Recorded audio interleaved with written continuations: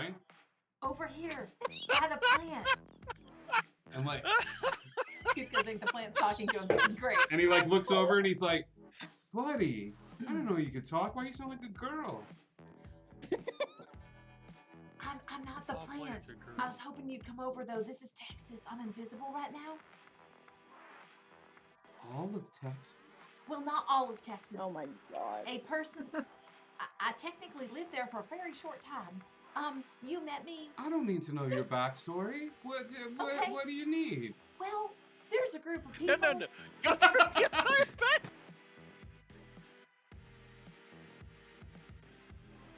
A lot has changed in the past 12 hours. Good God, man! You have a dangle now. I'm not going to fault you for any sort of like thing that you went through. Your body has gone through a metamorphosis overnight. Please, it's fine. You do not need to apologize. And he just kind of looks at you and puts a hand on your shoulder and just like.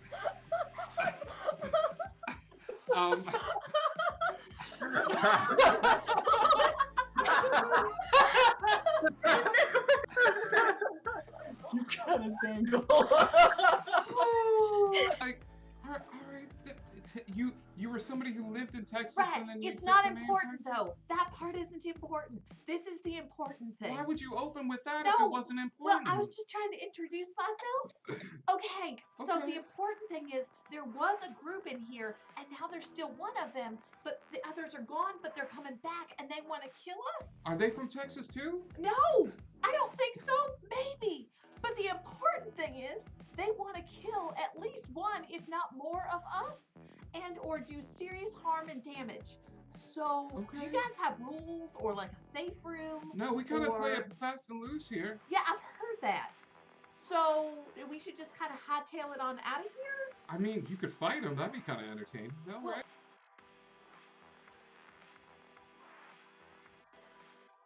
Am I bound to some sort of thing? I feel like the most responsible thing to do is to know, like, before you put on jewelry given to you by a god. You feel like the most Well, I responsible just- thing to do when a god I- offers you a gift is to be like, well, what Well, is no, that? Is I there a thank you user very agreement much. that I we need just- to sign here? I feel Listen, like I mean, she's very nice, but this is no Banyan, the god of the lions. I mean, he's the king of the beasts.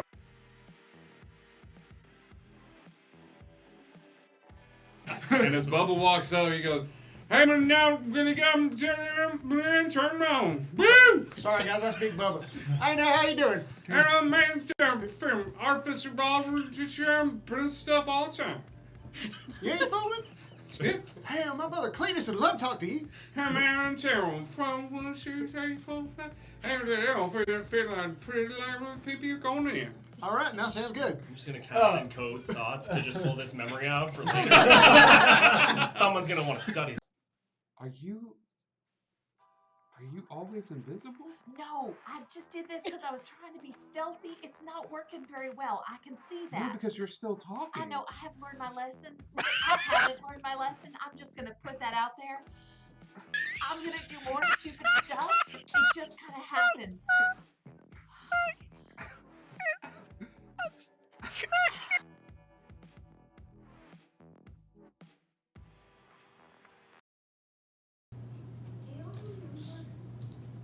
Hello, everybody. Welcome. It is. Oh, look at all these faces. I've been hustling and bustling, and I haven't taken a second to admire these wonderful, wonderful faces on my screen. How great they all look, and this just makes my heart happy. Hi, it's me, your good buddy Scribe. I'm gonna gush over how amazing my cast is for a second. Friends, yes. Hi, it's welcome to Indigo Chameleon, and it's Thursday night. It's time to play a little D&D here on the Lost Isle. We've got a few announcements before we get started with tonight's game. We have a Discord. Come and hang out with us there. We'd love to have you. We also have a merch store where you can buy cool mugs like this guy or that one. That one's cooler because it's got little horns like a Furia. And that cool T-shirt that Wolfgren is wearing. So it's all sorts of coolness all around. And yeah, you can go buy stuff at the merch store. It's pretty great. We also, I think that's it for announcements. Upcoming schedule for this week. We got lots of stuff coming up. As always, here on Indigo Chameleon, you can use stream points, you can use bits to help influence the game. If you've seen, a few individuals are contributing bits to a group goal that we have established for the Lost Isle. This group goal is going to allow the secret origins of Malish, where I'm going to call a guest DM to come in, and I am homebrewing the class of Malish. I don't know what I'm going to do, but I'm probably going to be calling Icky V, and Icky V is going to provide lots of input. So hang tight.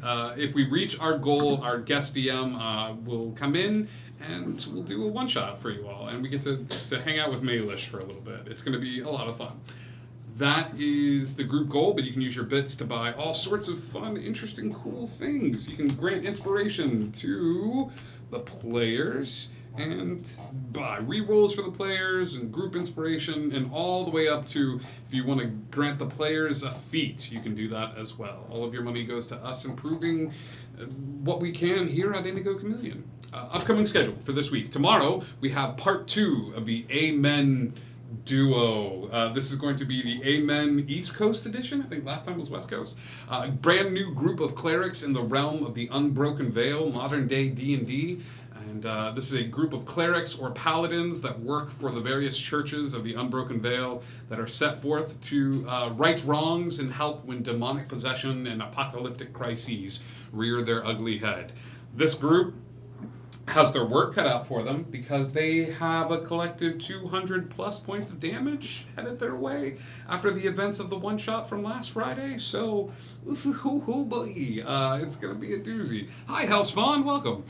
So yeah, lots of fun, interesting stuff happening tomorrow for the one shot. We don't do anything on the weekends. However, there's always fun stuff to see on the interwebs. Kiara, what you got going on this weekend? We actually are going to have quite a large lore dump and coming up this weekend, Friday and Saturday nights at 9:30 Eastern Standard Time. We will be running the Circle of Ash, and I have lots of fun lore to drop on my players this weekend, and I'm really excited about it.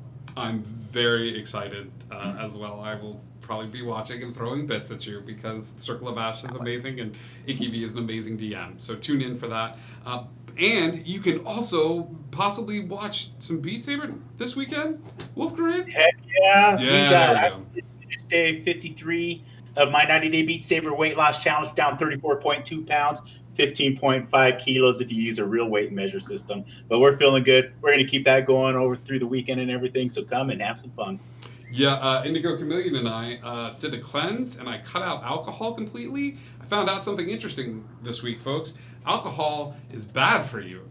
And, and like, if you drink a lot of it, it's even worse.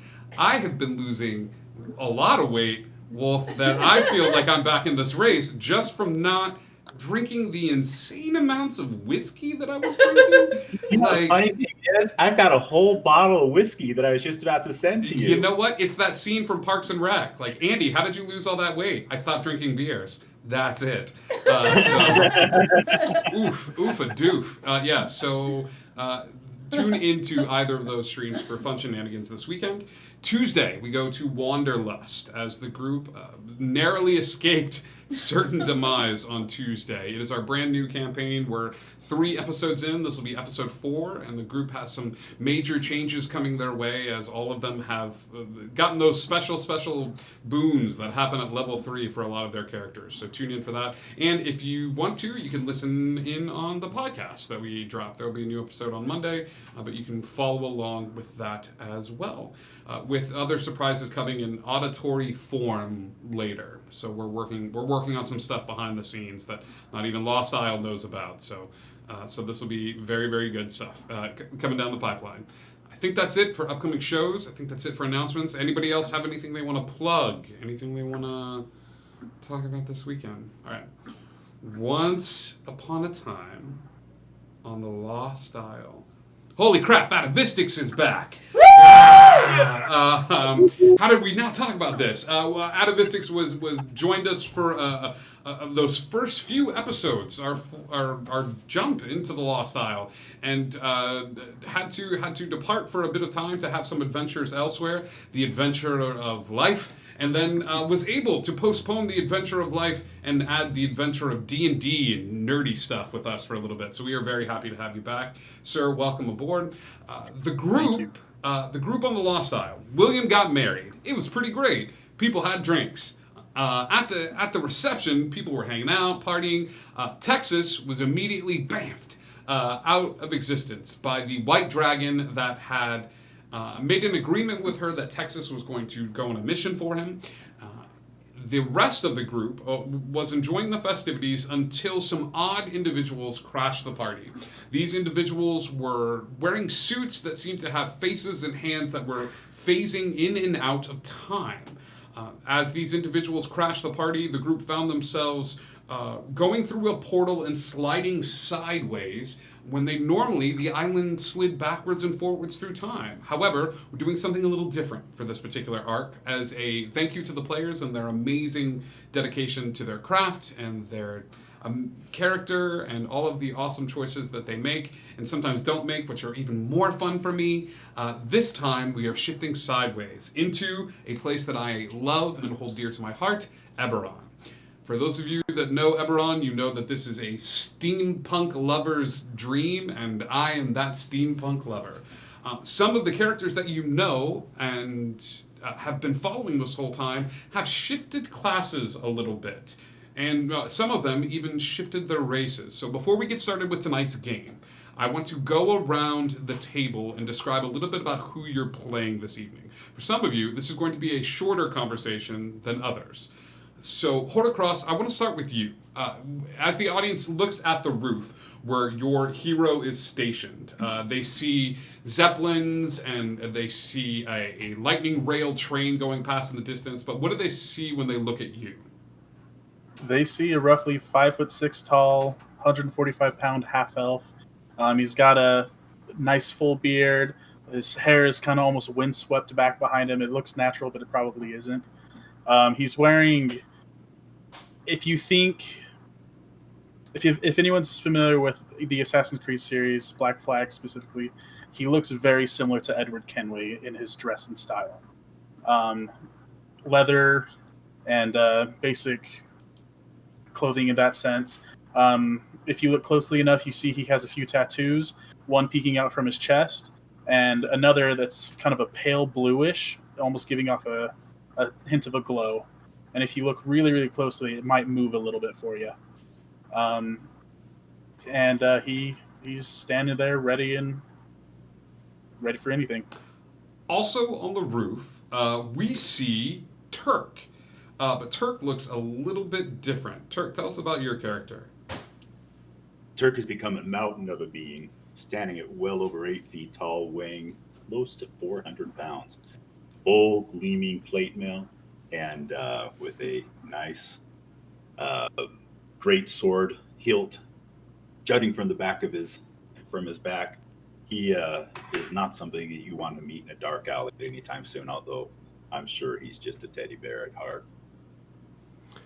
Who else is on the roof? Is that Cass? Cass is also on the roof with Turk and Horocross. Cass, tell us a little bit about your character this go around. Well, Cass doesn't know it yet, but Cass ended up with bright orange hair. And, well, she's rocking a pretty nifty green waistcoat with long tails. And she's a little bit less strong looking this time around, but she's still the same girl you know and love. Perfect. If we cut down, not only do we see a few of our adventurers that we recognize, we see a brand new individual. So who do we see when we look at your character, Indigo Chameleon? Since Texas is otherwise occupied, you see a purple tiefling. She looks to be about 17-ish. Black wings. She is... Oh gosh. Yeah, she's impetuous and loves to jump through portals. I don't know. Impetuous teen Yeah. tiefling, which is every young adult fiction fantasy writer's dream come true. Yes, all right. Definitely takes after her mother. That's all I'm going to say. She takes after her mother. Also in the room is Kiara. Kiara, tell us a little bit about your character this go round. Well, Kiara's looks a bit different this time. She's no longer blue, which is a blessing and a curse.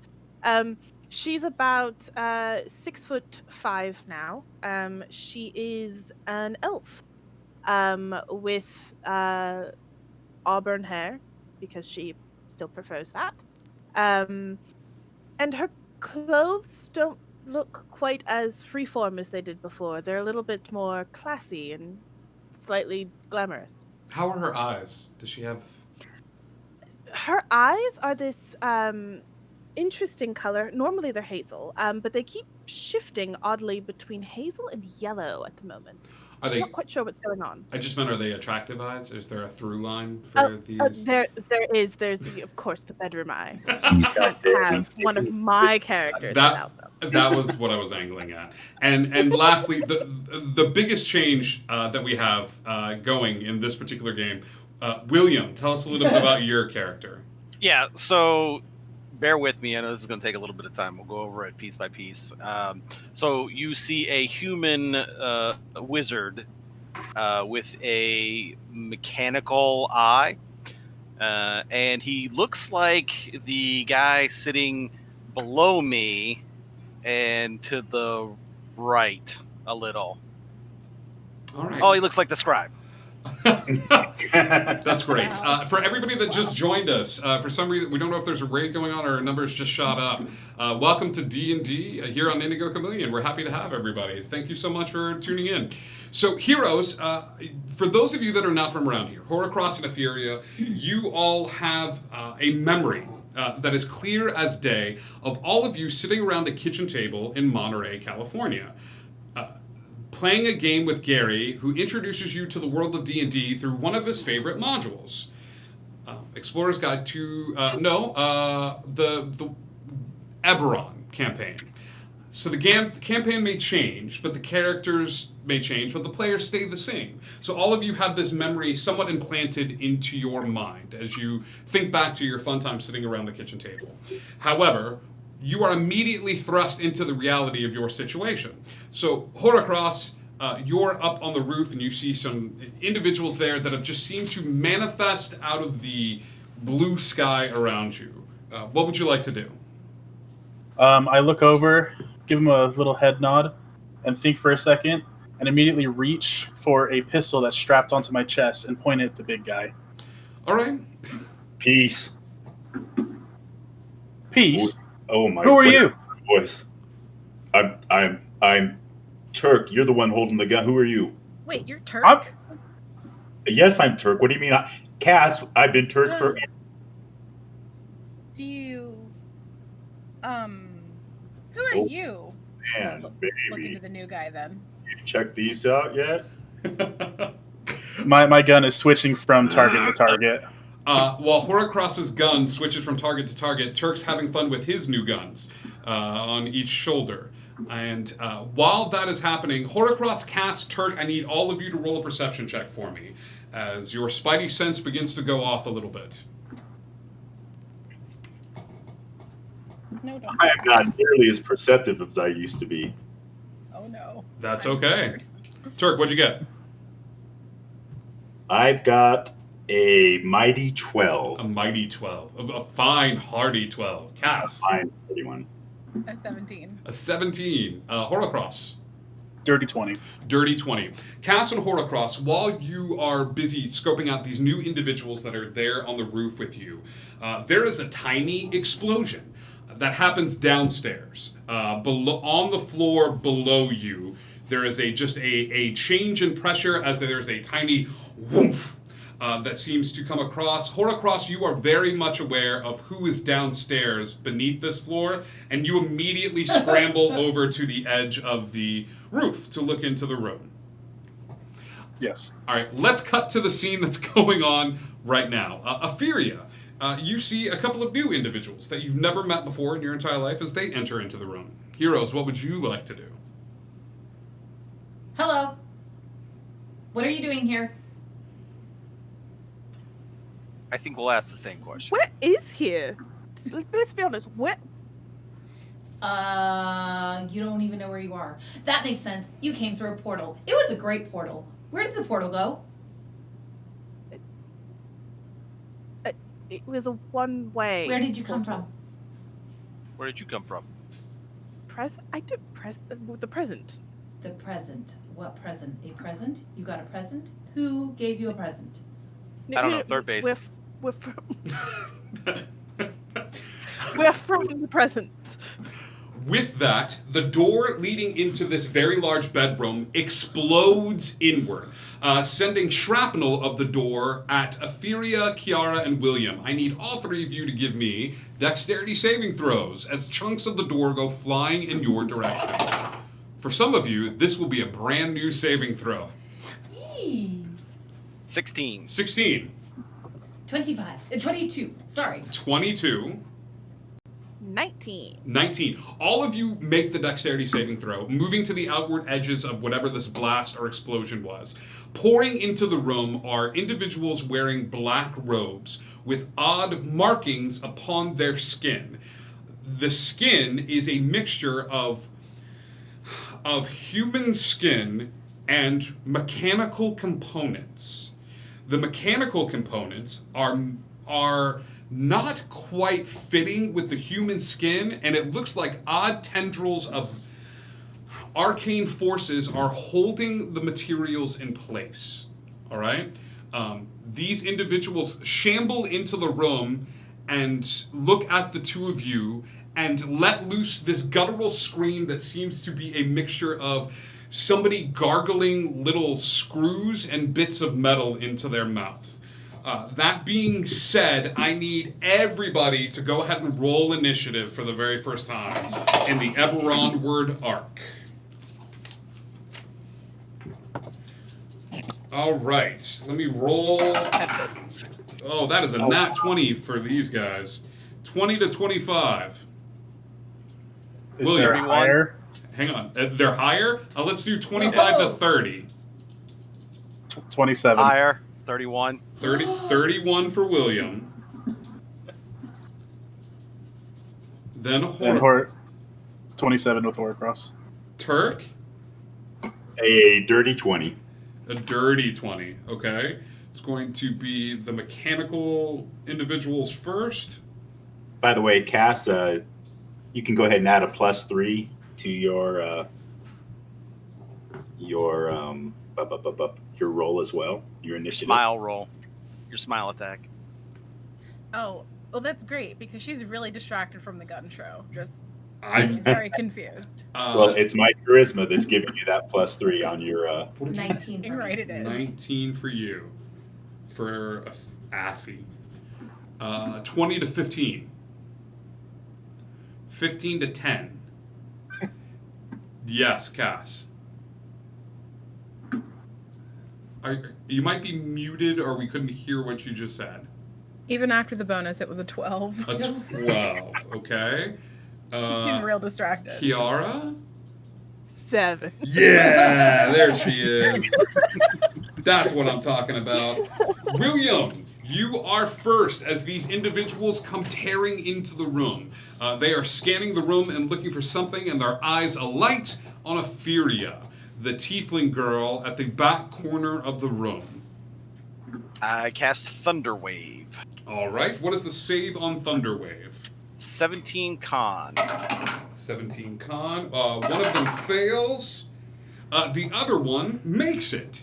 And Okay. you see him. So go ahead and roll damage for me. All right. That is 13. 13 damage total? Yep. Okay. With that, this individual that fails its save, you see it take the 13 damage. The one that makes it outstretches an arm in this awkward, pushing the arm outward, and as it does, the energy from the spell looks like it travels up the arm, and before it reaches the body, he tears the arm off of its socket. He tears the right arm off at the socket, holding the left arm with the left arm, and holds the right arm up. Okay? And they're pushed back 10 feet. Those that failed the save. Right.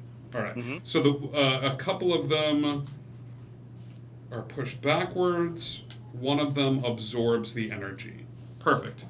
Also, any of the loose items in the room are flung in that direction as well. A couple of chairs, random bits of jewelry, bric-a-brac scattered around the room go flying off in that direction as well. All right. Okay. That is William's turn. Horacross. With my eyes rolling, I pull a grappling hook out, and I leap off of the roof, throw the grappling hook back, attach it, and swing through the window that I know is right there. You're welcome. The grappling hook is going to allow you to pass an athletics check. I think you're to jump off. Give me acrobatics to see if you can get on your feet and maneuver through these individuals. That's a 19 on the die, plus 8, 27. 27 is going to do it. In a deft move, Horacross turns his back to you all, jumps off of the roof, extending his arms. If there was a small container of hay below this building, you think that he would land in the hay pretty nicely. Instead, he shoots a grappling hook, swings into the building, and you do a roll. You see these individuals standing in front of you, Horacross. You haven't encountered anything like this before, but you would recognize one of the marks emblazoned on the chest of those where the chest wasn't completely overtaken by mechanical business. I'm assuming that's on my action, or is that my movement? I'm going to say that's your action. That's your movement and your bonus action, because I am a kind and benevolent DM. Thank you, DM. Yes. With that, I would, with my action, fire a shot with my pistol at the nearest one. All right, give me an attack roll. That's a 17 to hit. 17 hits. Roll damage. Turk, you're up next. That's 5 points of damage. 5 points of damage to one of the mechanical beings. Okay. Absolutely. Turk, your turn. I need to know, how solid is this roof that we're standing on right now? Good question. It doesn't look too solid. Not too solid. I'm taking out my warhammer and grabbing it double-handed, and I'm slamming it down on top of this roof as hard as I can. Buddy, you don't know what it is, but as you grab the warhammer from your back, it feels good in your hand, and you see a tiny wolf's head at the very handle of this hammer, as if to say, welcome home. Give me an attack roll as you slam that hammer into the roof. That's going to be a terrible roll. That's going to be a 7 plus 12. 7 plus 12. And so that'd be a 19. Yeah, 19s are horrible rolls. Man, they're poopy. You hate seeing those 19s in a game of D&D. Yeah, go ahead and roll damage for me. 13 plus a nice little smite in there that comes naturally at this level. We're going to add another one of that. So 13 plus 8. That's going to be a total of 21 points of damage. 21 points of damage. You see the roof above everyone's head there's a loud boom as something slams into the roof. The roof is still holding. Turk, would you like to make another attack? I'm going to have to take another attack at this. Great. Go ahead and give me another attack. That's going to be an 18 to hit. That hits. Roll damage. It's a roof, not very high AC. This roof is wearing a cloak of protection, but it's still going to hit. I was able to beat out that cloak for it. Oh, another 18 on that one as well. That's going to be a total of 18 points of damage to the roof. Okay. In a move that is both obscene and I should have expected, the roof is well caving in. As I need everybody in the room now to give me dexterity saving throws, as the entirety of the roof begins to collapse on the people inside, and the people standing on the roof, including Cass and Turk, now need to make dex saving throws because they're going in with the roof. Because I'm so good at those. Can I argue that having been on the roof and watching him prepare to do these attacks, I might be able to use acrobatics instead of just a saving throw? I would say Sure. If you want to make acrobatics instead of a saving throw, you are prepared when the roof caves in around you, and you think you know when it's going to happen. I could totally be persuaded for that. So Sure. Everybody else, dexterity saving throw, acrobatics for Cass. Kiara, what'd you get? 25. 25. William. A 9. A 9. You're doing great. Horacross. 18. 18. 22. 22 for Ophelia. Cass. Is going to do a front flip, tumble into a 3-point stance with a 28. 28. You are of the god kind. Turk. Turk is going to land on top of William. There is a crashing sound as the entirety of the roof caves in as the individuals below you, the mechanical beings, one of them points a hand forward and goes to make an attack against Ophelia. However, the roof collapses on top of everyone, including the mechanical beings. Those of you who made your saving throw, which is, I believe, everybody but William, if you made your saving throw, you take 11 points of damage. If you didn't, you take 22 points of damage as the roof and a Turk falls on top of you. Sorry about that, William. No, you're not. Yeah, actually, I'm not. That was actually kind of fun. Cass is going to rush forward towards whoever looks the most injured and make an attempt to fix it.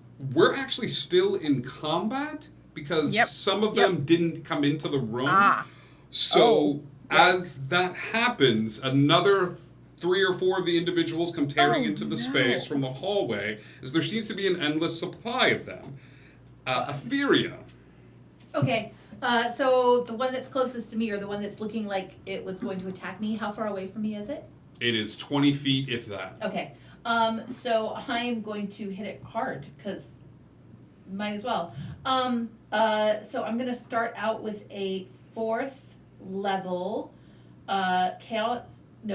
chromatic orb. Okay. I'm going to use sorcery points You haven't said that in a while. Power that spell. Yes, empower away. May I borrow a D8? You can, yeah. Thank you. Okay. So that is a. Never mind. I don't need that D8. That was a nat 1. I'll go ahead and take this. So now, are you choosing to re-roll that attack? Oh. Cause. Of who your daddy was. Ooh. You know what? Actually. Yeah, thank you for because I get We're that learning once a day. brand That's new right. classes. I forgot about that. That is Features a and once per traits. short rest, but absolutely no. I actually don't get to re-roll it. Okay. I can only roll a 2d4 and add it to the total. And But with a nat 1. No, that's ain't automatically gonna going to be a failure. However, what I could do is I could use quickened. I could use 2 sorcery points to quicken a bonus action. Okay. And still hit this guy. It just means I'm going to have to touch him. Actually, what kind of damage was this?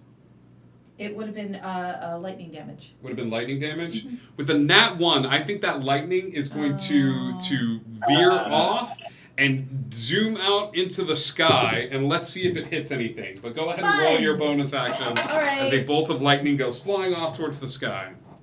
So I'm going to, unfortunately, this means I'm going to have to touch him because that's going to be a shocking grasp that I'm going to use. See, that's what I would have liked to roll the first time. That is a 24 to hit. Okay, roll again because that's at advantage. Oh. Because he is made of metal. Yeah, no, still 24 to hit. And 19 points of lightning damage. 19 points of lightning damage. Slam into one of the beings as Affy comes forward. This individual, as a reaction, now that Affy is within reaching distance, is going to bring a hand forward and clasp around her shoulder, trying to dig into Ophelia's shoulder. Dead if I'd hit him with the first thing. 27 hit. Yep, just barely. You are grappled as this thing digs its nails, its elongated fingers into your shoulder. Cass, your turn. Yes. is going to rush forward to the first person she's close to and attempt to heal them with some kind of something. When you say the first person that's close to you, Who's injured? Because everyone just took 1, 11 2, points at 3, least. 4. Give me a D4, Cass. Sure. 1.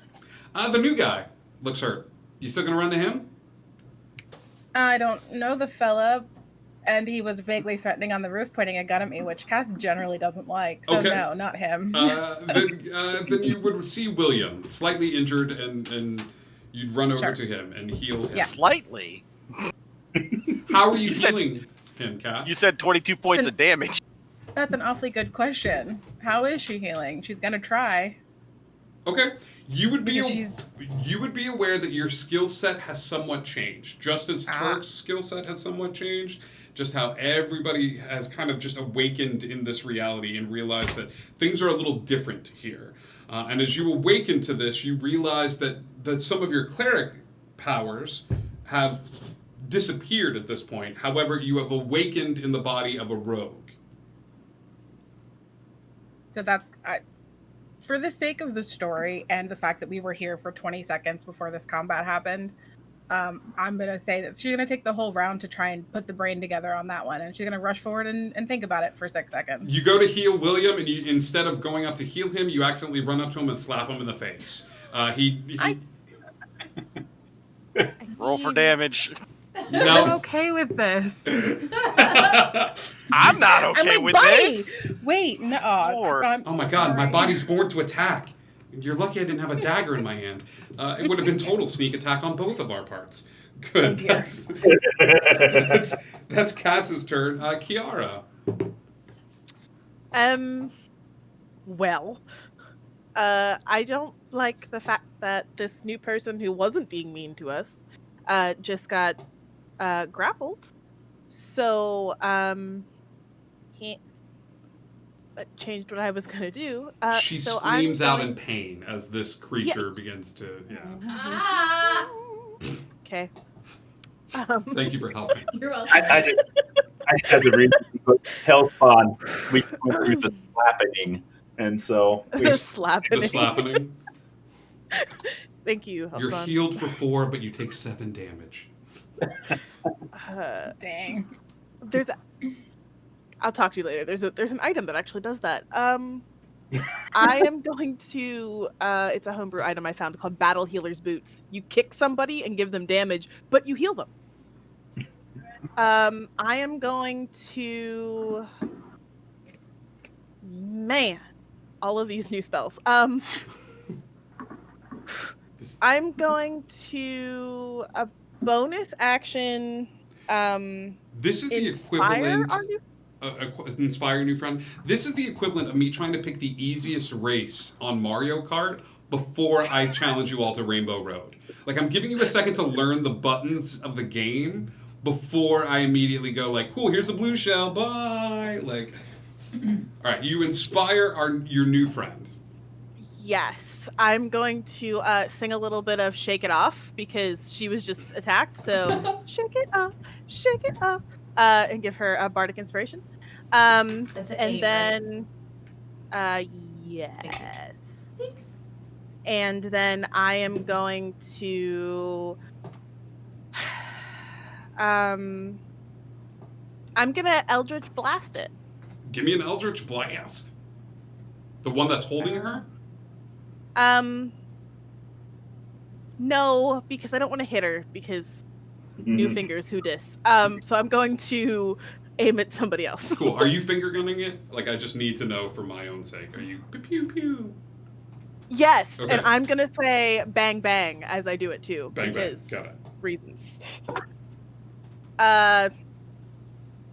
21 to hit. 21 hits. Roll damage. Okay. Do I have to roll that 3 times? Because there's 3 beams. You do. For every beam, you have to roll again. Okay. So 21. That was 20 even, not mod, or 20 mod. Okay. And 19. All 3 of those hit.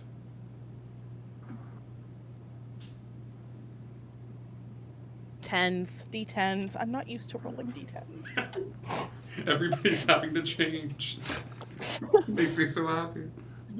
So they're all going to the same guy. So 7, 8, 9, 10, 11, 12, 13, 14, 15, 16. 8 plus 8 is 16. I don't know why I had to.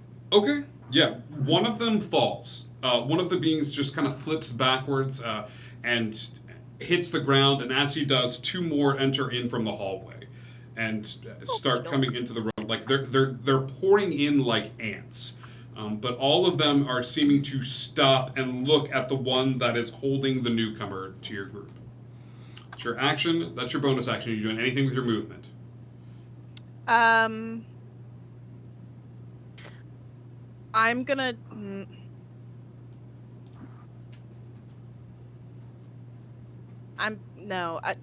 I'll kind of get closer to William and Turk just because I know them.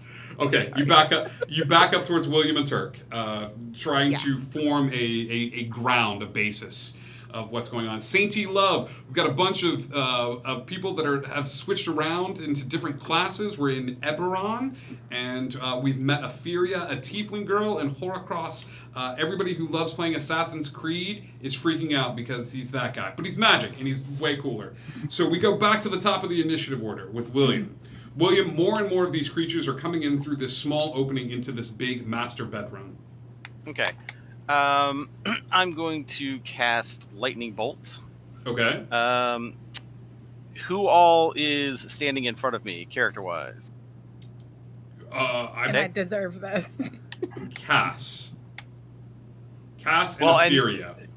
Well, Turk fell on me, right? Turk fell on you. It's going to take half your movement to be like, get up!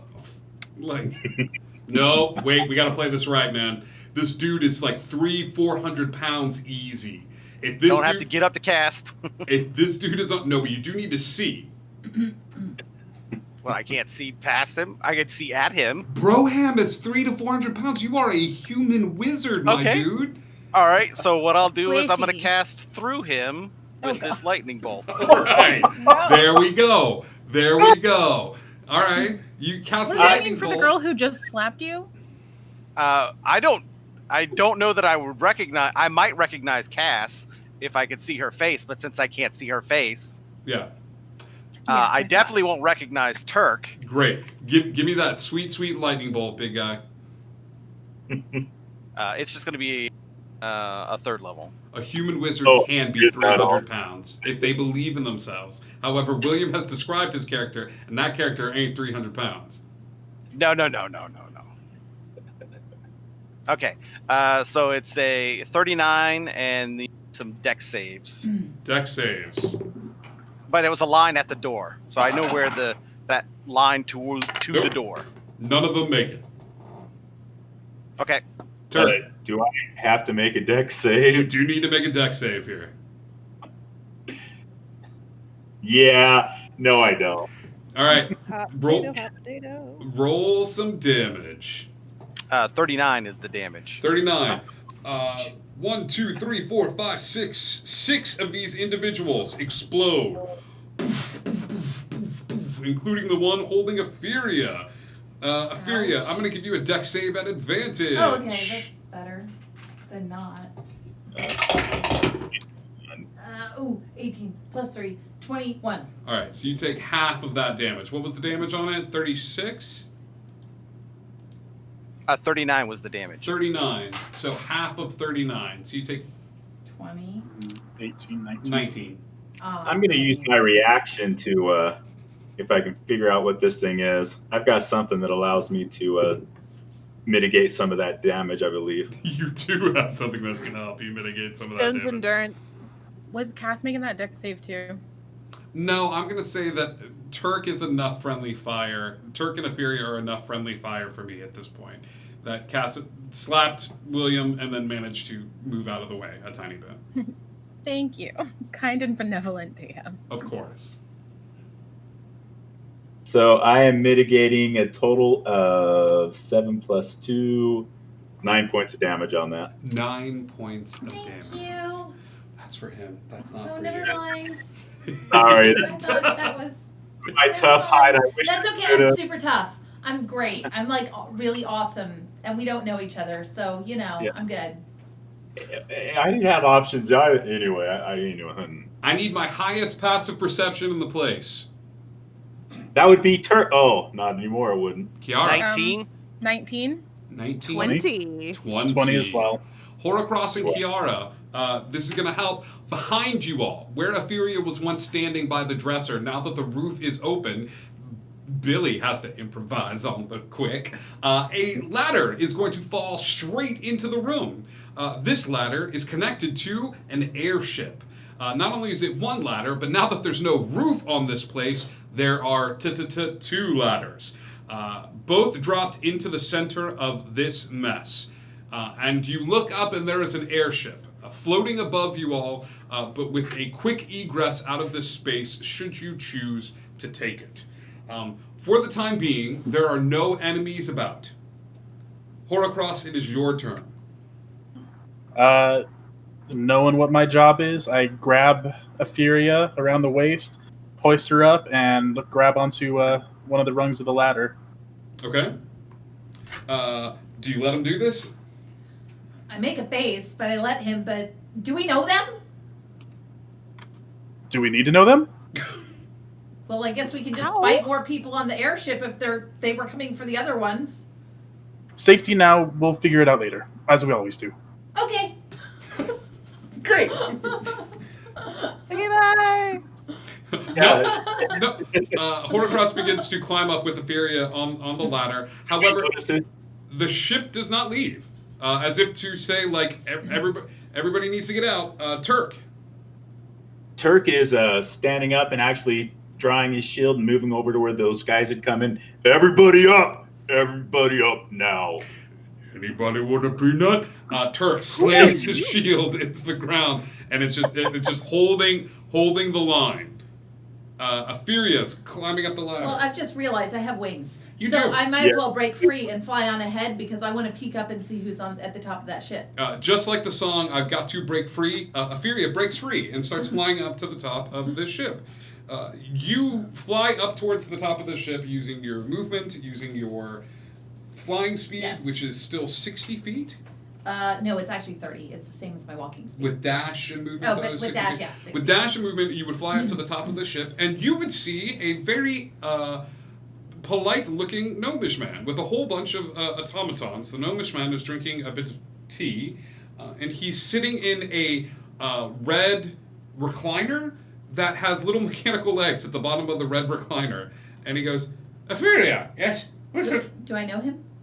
No. Okay. Hi, were you the one trying to kill us, or are you trying to save us? I was trying to save you. Oh, that's good. Okay, they're trying to save us. You hear a yell from atop the ship. They're trying to save us. Airship, how did we not know this was coming? Everybody salute the captain for that one. Salute the cap. That deserves a salute. We love you, Cap. Yes, you hear, he's trying to save us. Cass. Is gonna monkey up the ladder. Okay, you continue to climb up the ladder. Kiara. Who are you? Go now. Cass gonna yell down, "It's Turk! Look at his guns!"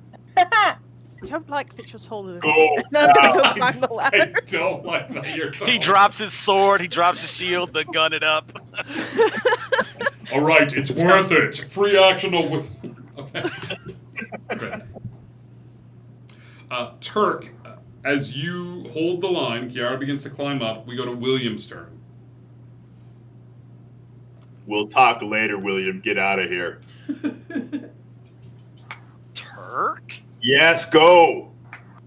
Well, that's just fun.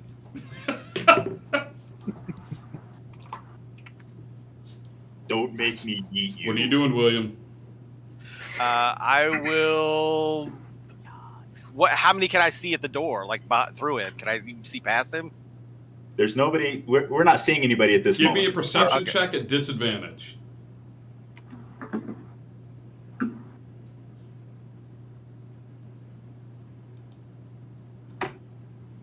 Six.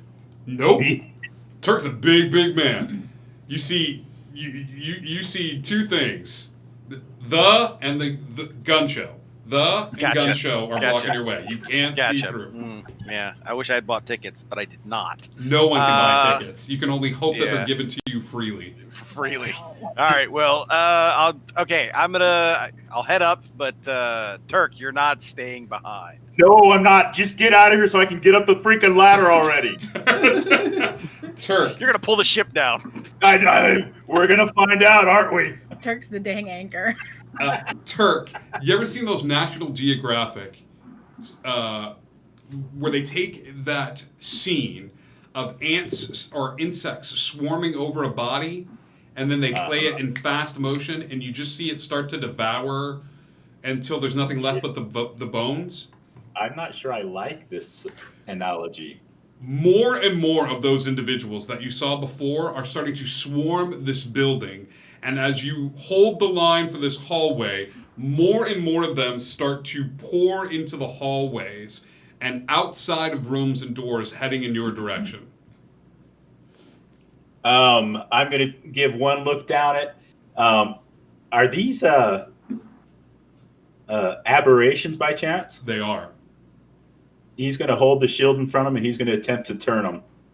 Okay. There's a lot, buddy. There's a lot. Hortocross, you start climbing the ladder, and Etheria flies up. It takes you this movement, but you climb to the top where there are a bunch of mechanical sailors, it looks like, aboard this ship, and you see a gentleman wearing robes sitting in a red recliner with mechanical legs on the deck of the ship. Do I recognize the ship, the captain, anything about this? Give me a history check. 13. With a 13, you do not recognize the ship. You do recognize the clothing that he's wearing, as this is a gnomish man, so your instincts are right. He is a representative from Zalargo. And as you look about the deck of the ship, how nice it looks at how many automatons are aboard it, and him sitting in a red recliner with these mechanical legs. Now, what's disconcerting to you with a 13 is he's wearing Zalargo's colors. On his left breast is a triangle. And immediately, you get real cold. Because you recognize what this could possibly mean about the individual sitting in front of you. Does Billy need to tell Atavistics, or does Atavistics get it? Billy will need to tell Atavistics. There are 3 individuals that run Zalargo. It's the only place that's not ruled by a monarchy or by one war chief, one king or queen. Zalargo is the only place that's ruled by 3 individuals. They're known as the Triumvirate. If he's wearing a triangle over his left breast, that means that this is possibly one of the most powerful individuals in the entirety of Eberron. And when you see that, you realize that you're with some big guns. I'll stand up on the deck, catch my breath. Thank you for the save, sir. Anytime. Get the rest of them up. Turk, tell me about Turn. Present my holy symbol, and each elemental, fey, fiend, or aberration within 30 feet of me that can hear me must make a wisdom saving throw of DC 15. On a failed save, creature is turned for 1 minute or until it takes damage. There is a push that rocks the ship a little bit as Turk stands at the doorway to a building being swarmed by these aberrations, for lack of a better word, and presents his holy symbol. There is a shock wave that issues forth from the building that causes the ladders to sway a bit. Hortocross has made it aboard the ship. The aberrations get turned by this powerful force of faith, but the ladders begin to sway.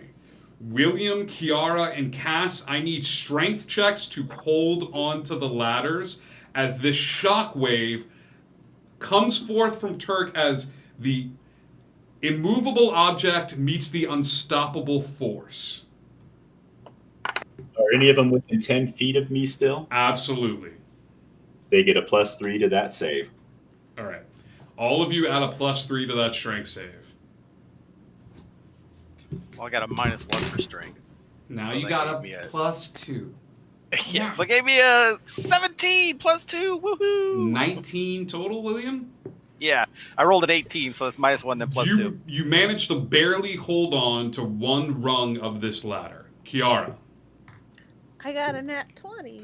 You hold on to the ladder as well, you strong bard, you. Cass? Also rolled a nat 20. We are nat 20 heavy. Everybody holds on to the ladder as it begins to sway and rock in the wind as this force issues forth from the building.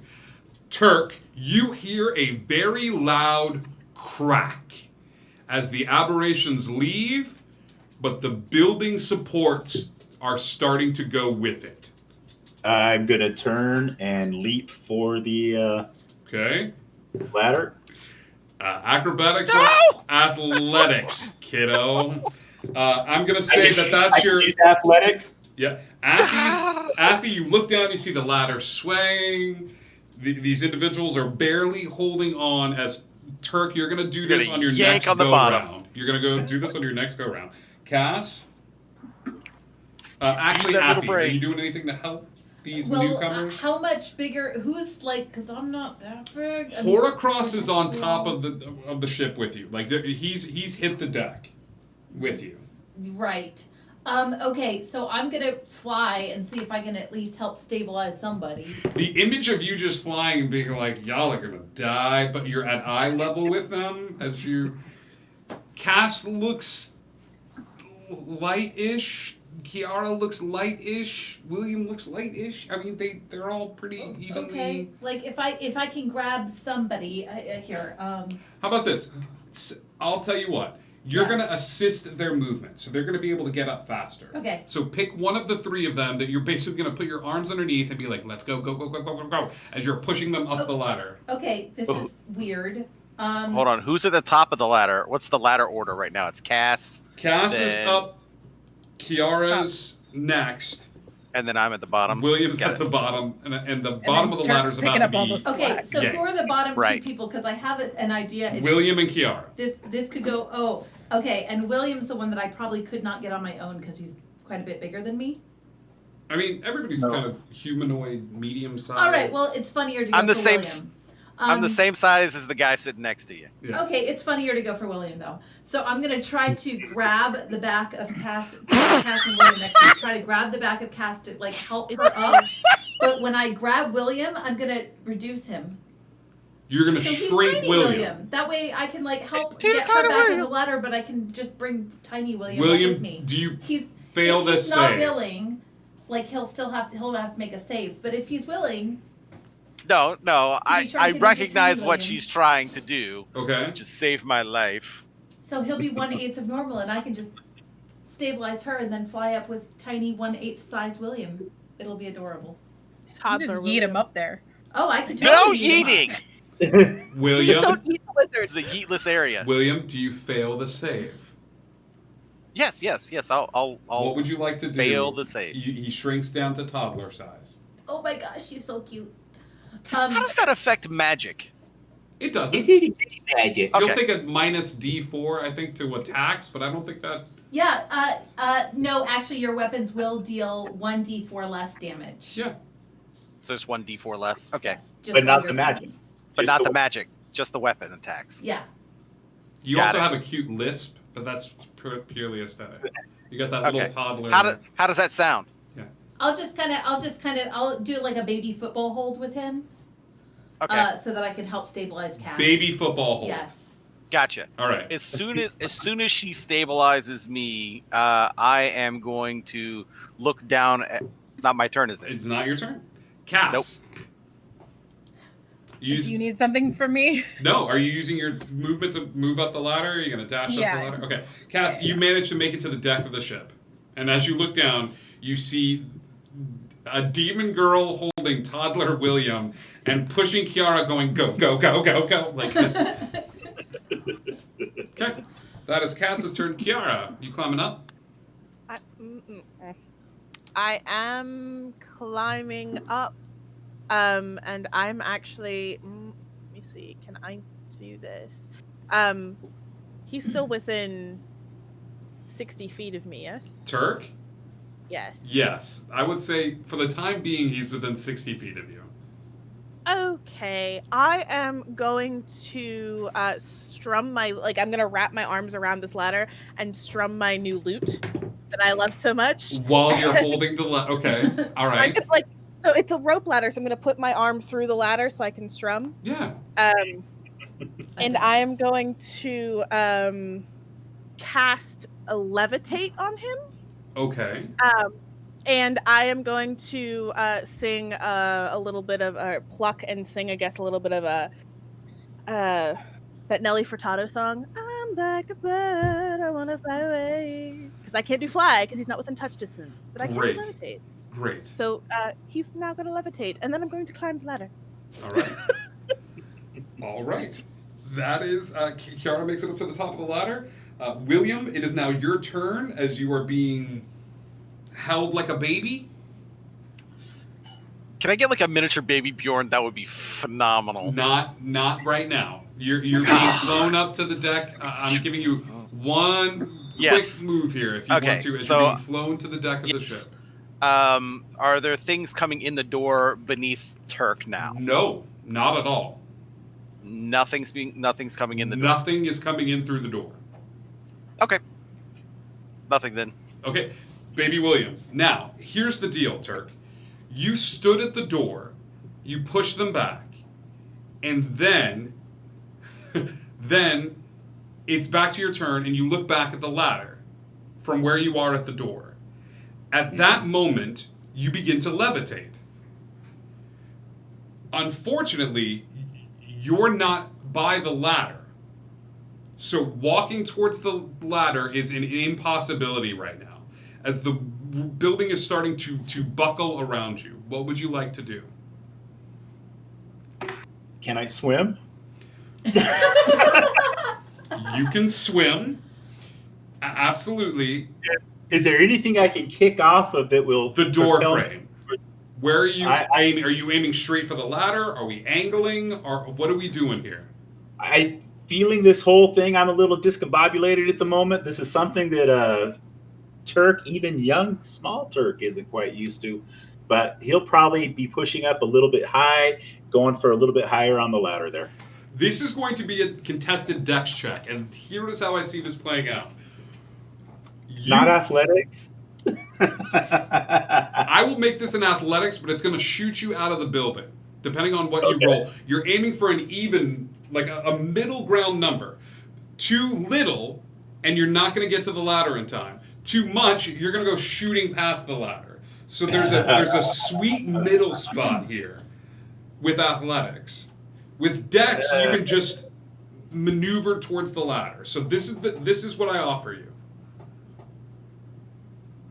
Okay, I'm going to go ahead and go with the... Is it a save or is it just my dex check? It'll be a dex save. We're going to go with the dex because I'm afraid the athletics will send me into orbit. Okay. Yeah. What'd you get? Should have gone with athletics. I got an 8. An 8. So all of you aboard the deck of the ship begin to watch as Turk begins to swim in the air as the building starts coming down around him. Hold on. I can see him, right? You can see him. Hold on. How far away is he? 55 feet. 55? Mm-hmm. He's on his own. Oh, come I can, no, because I help cast, so I can fly down. I can keep holding on to William and fly down. Be a reaction, right? The building is crumbling around him, and he is swimming in the air. Unfortunately, he just doesn't manage to get there. However, this is what I see happening. He's pushing through the air, he's trying to get to the ladder. He doesn't quite get to the ladder, and Turk, before sweet oblivion overtakes you, you close your eyes. And when you open them again, you realize you're levitating and there's no roof on this room. The building has collapsed, but you've just stayed in space. As there is nothing preventing you from just floating in the air and just very awkwardly, over the course of a few minutes, begin to doggy paddle and reach the ladder.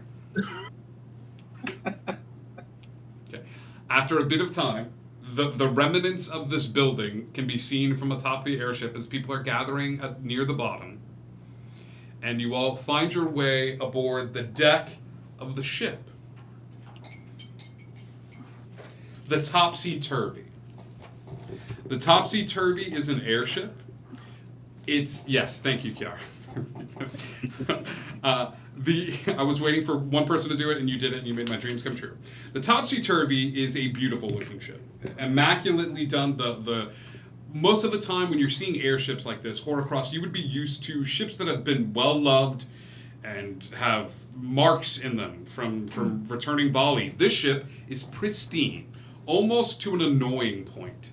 That this ship looks like a pleasure cruise ship, rather than a ship that would be caught doing a rescue mission. Turk, as you find your way aboard the Topsy-Turvy, all of you rest upon the deck of the ship for a second to catch your breath. I have not dropped the spell yet, by the way. He's adorable. William is still in baby form. Wow. He's littles. Oh, good. We have another gnome with us. Oh, no, he's small, because I made him small. Aren't you just the cutest thing? I mean, I can drop it if you want to, but sometimes it can be fun to be small, right? Oh. The gnome knows. I do. I thought your voice was going to be higher when you said that. It was... Okay. Like, I just needed to know. You didn't change it. You didn't... The gnome knows! He looks over at you. Well, I didn't know how it was going to work. I thought maybe if, like, he shrunk, his voice was also going to shrink, and it was going to be... I needed to know. Not you. You were born this way. He wasn't born this way. Shut it! I mean, I assumed you were born this way. Affy. I don't want to assume. Affy. Hi, yes? Shh. Okay. Shh. Would you like to be big now? I think I'm okay. I'm big enough already, but No, I was talking to this guy. I don't know your name. I'm so sorry. It's William. Oh, that was really fun. Do you want to be bigger now? Put the candle back. I don't. What is... William. Yes, change me back. Okay. I dropped the spell. As you drop the spell, you also drop the William. As you were still holding him in a baby football pose, and okay. he gets... Oh, no. he gets... Oops. William falls to the ground. Honestly, it's deserved. Oof. The gnome... What? The gnome climbs down from his chair. He goes, I'm sure all of you have questions about where you are and what you're doing here. If you'll allow me a brief second, and he will take a pair of goggles that he wears atop his head and bring them down. And as he looks at Horrocross, he sort of eyes you up and down. And then he turns to Etheria and eyes her up and down. And then looks at the rest of you wearing the goggles, and he gets a very confused look upon his face and starts changing out lenses, like you would see in... Which one's better? 1 or 2? Like the Ben Franklin goggles Like from the National Treasure. Ben Franklin goggles from National Treasure. All my nerdy references are gotten by Kiara tonight. As just starts playing with the lenses and looking at all of you, and he goes, "Oh, I see. You're not from around here at all, are you?" No, I'm not. Not you, dear. Well, I mean, I've been here for a long time, but I mean, if we're talking about like... 2 hours. Okay. We should No. talk. We should meet first. We should. Hi. Shouldn't we? I am a member of the Triumvirate from Zarago, one of the Where's that? kingdoms here. All right, okay. My name is Thorin. For those of you writing it down, Thoren. Okay, different. Got it. Different. Got it. I read this book. I was gonna nerd out there again for a second. Last name Oakenshire. Now, I'm afraid to say this, but you all have been sent here against your... He looks at William, Kiara, Turk, and Cass. Against your will? Turk's still over there in the corner, just really enjoying the show. There was an incident, yes. He's been and we went shifted through. sideways. Yes. Perhaps we can help one another. Horcrux, Etheria. Yes, sir. We have been following your, how should we say this, adventures for quite some time. Might we make our way over to my chambers, please? And he will head over to a large bedroom that's sort of set against the back of the ship. 2 double doors, and as he opens it up, he walks into the space, and you see this way too large for this gnome, a king-size bed. And as he walks forward, he stamps his foot in a particular place near the door, and as he does, the bed is flipped over, and you see a large table. Many of the accoutrements in the room flip over to what looks to be a fully stocked bar, tables with maps and books and things of that sort. All situated around this tiny war room. I am going to lean over to Cass. This is what you thought of when you thought Wild Wild West, didn't you? Cass is just gonna look at Kiara and stomp her foot somewhere and see what happens. All right. I want to train Kiara. I want to train, and I want a very, very handsome Will Smith. Give me probability dice, Cass, as Oh, you dear. stomp Oh, in a no. random spot. I hate that phrase. Oh no. Oh, it's a. Wait. No, it's a 10. 10? Flat. Okay. As Cass goes over to a random spot, 2 straps come out of the ground and wrap around her feet. One of them just goes around one foot, one around the other foot, and the front of the floor opens up, and Cass just flips forward until she's outside of the ship, looking straight down. It is just plain floor there, as Cass stomps on a spot and then is just looking down, almost as if you're the scene in Wild Wild West where Will Smith is underneath the train. She'll scream on the way down, and as she pendulums down to the bottom apex, she's gonna scream back up to Kiara, "This is what I did!" Please don't stomp on the floor at random spots. As he walks over to a spot and stomps on that spot, Etheria, go ahead and give me probability dice. I said it as I was saying it. I realized what you were going to do. As Etheria You said don't do it. I'm sorry. I can't tell who I am as a person. 32.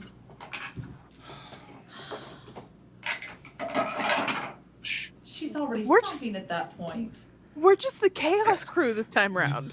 Even more so. I didn't think it was possible, but even more so than you were before.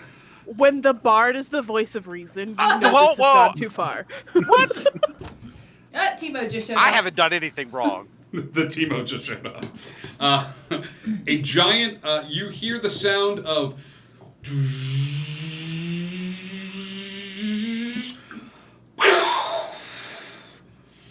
as an explosion of energy leaves the front of the ship, as one of the forward cannons has shot out, and you see Thorin go, oh dear, and goes running out the 2 double doors and looks off to where the cannon was. You should really label your floor. He comes back in, and he goes, So, has Turk realized that stomping on the floor does cool stuff yet? He does. Now, the question I have is Turk currently still levitating? Is he able to stomp on the floor?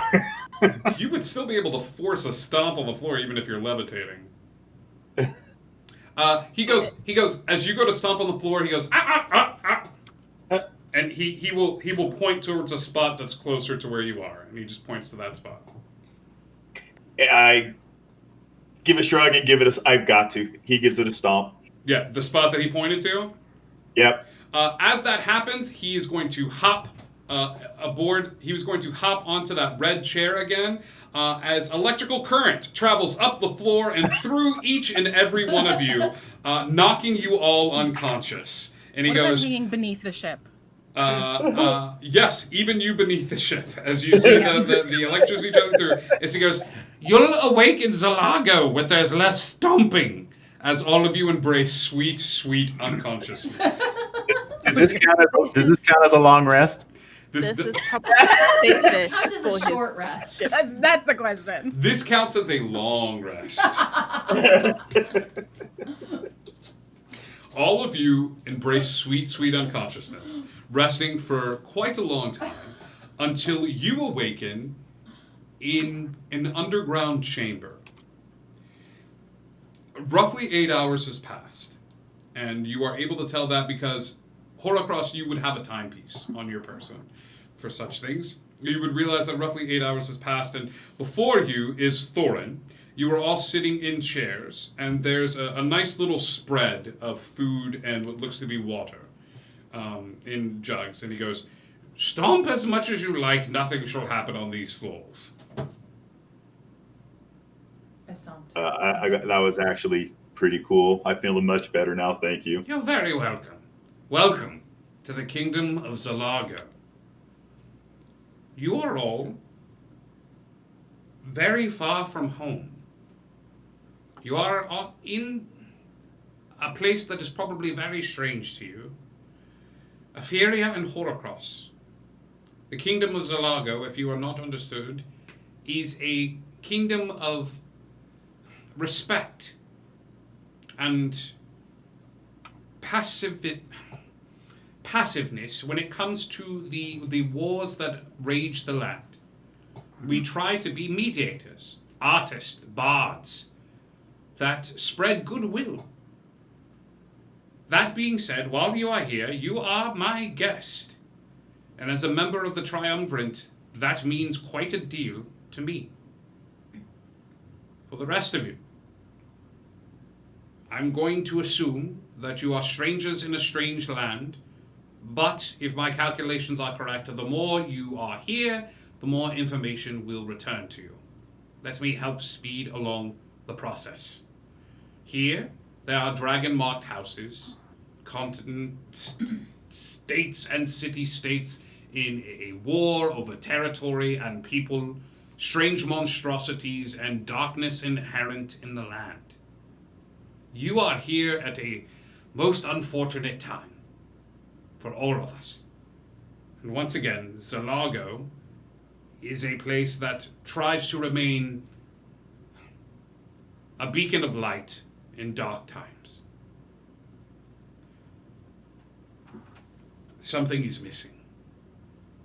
Something that we believe will bring about an end to a large conflict that seeks to tear the continent apart. This object is called the grounding. As much information as we know, we don't know what it is exactly. We just know it to be an object of great power. And it's somehow related to that girl. And he points towards Etheria. We have reason to believe that Etheria, when she gets close to it, will react in some way. We don't know what that reaction will be, but something about her life force and the grounding will cause a reaction. Now the unfortunate news.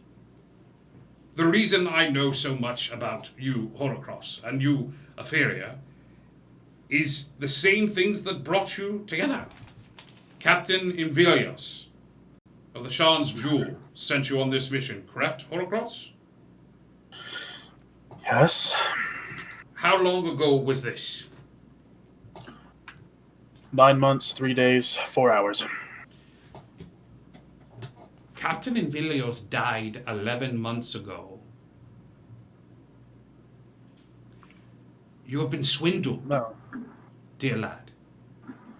The ship that tore yours out of the sky belongs to a dragon-marked house. We have it narrowed down to 2. It is either House Tharani,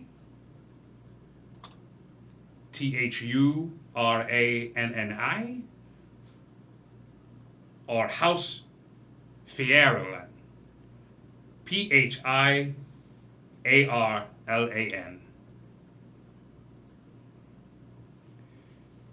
Dragon-marked houses are collections of power.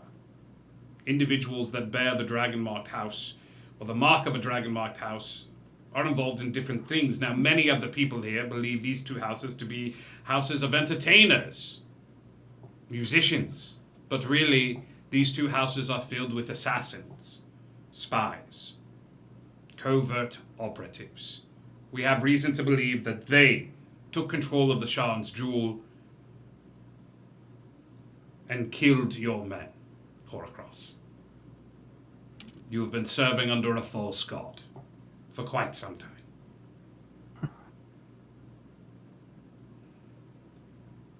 Shan does not know. So, while I cannot offer you your freedom, I can offer you something sweeter. And the gnome leans forward. Revenge. Oh, I do like that. William, Kiara, Cass, and Turk, I can offer you a means home, as we believe the grounding to be an object of great power and one capable of traversing the multiverse, or the planiverse as we know. So, this seems to be a match made in heaven. Wait, one of those people are the ones that sent us on our mission? Your mission?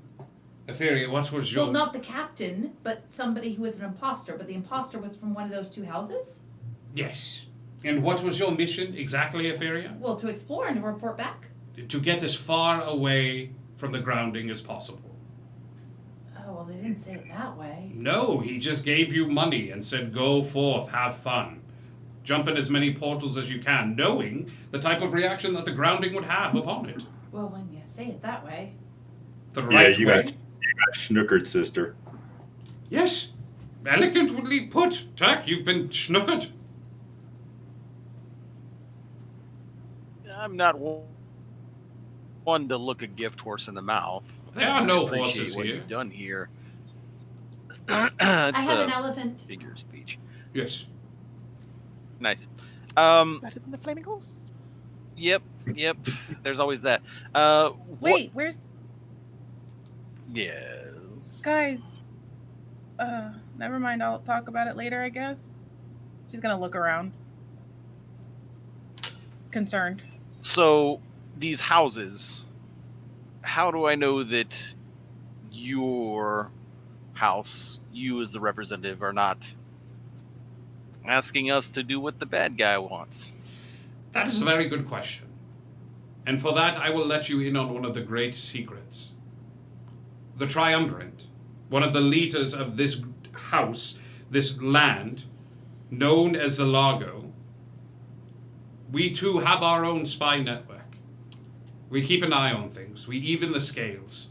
Because when so many places are deceitful, we try to have our own network of individuals spread all throughout the area of Corvair, Eberron as a whole. You have no reason to trust me, other than this. We are the only city-state that has its independence away from the kingdom. And not only that, but we are ruled by committee, with the Triumvirate making the final decision. Many individuals had to come together in order to approach you all during this time. But we would make good scapegoats. You would. However, I had something else in mind. Elaborate? Less a goat, more of a sheep. And he taps the table, which no one has tapped. They've just been tapping floor. He taps the table flips up, and you see a battle map. The battle map shows you a path marked out. All of you will be making your way to a lightning rail.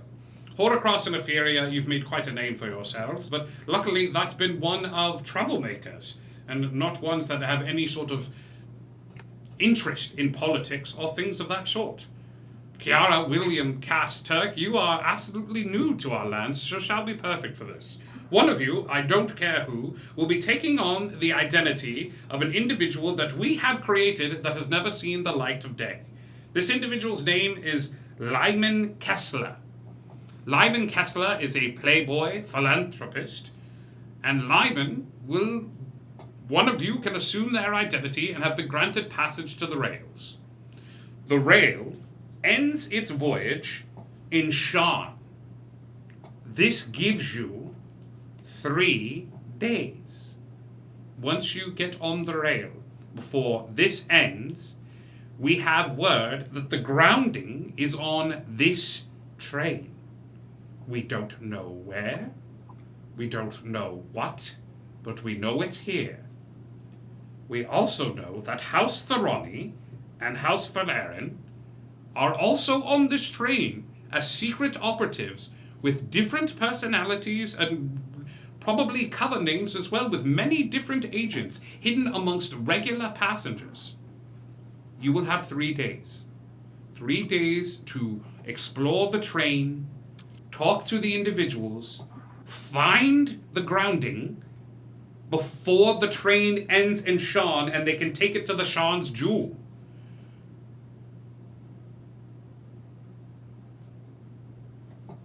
So exactly how big is this grounding that we're searching for? I have no idea. Does it have a signature? No, it might. That's just part of the mission that you are sent on. But if I react to it, I just need to walk over every single corner of the entire train. Yes, it's contained. There are only so many compartments. A gambling car, a restaurant, sleeping cars, a cargo car. There's only so much room, and you have 3 days to find it. I can totally walk through a train in 1 day. I don't even need 3 days to walk through a train. But be aware that there are representatives. The train looks like this for anybody that happens to be watching on Twitch. This is the front of the lightning rail. You can see, and he shows you a picture, and he goes, there are 12 cars of this relative size. And he points them all out to you. Many of them are sitting cars, places of recreation. There are a few cars that are unique in what they are. The first and foremost is the gambling car. This is, like I said, a train for those of affluent nature, so there will be games of chance. This might be a way for you to broker information from operatives that may or may not be spies themselves. There is a restaurant here as well. We then find ourselves in the sleeping car. Little pods set up for those that don't wish to sit and want to rent a space to rest. Followed by the, how do I say this, the daycare. It is a car filled with the children of those that ride, that take care of the children, essentially. And beyond that is the cargo car. My guess is if they're transporting anything, it will be in that car. Might I make a suggestion to the team? He sits back a little bit. Thorin sits back. How about we let the new guy be the undercover fellow? Isn't he already knows what I heard? Well, those two are already known. I mean, technically the 4 of you are the new guys, so... Yeah. Fortunately, Lyman has to be one of you. Okay. Then how about I be Lyman and you can be my bodyguards? I want to be a playboy. I'm sorry. William, do you know anything about being a playboy?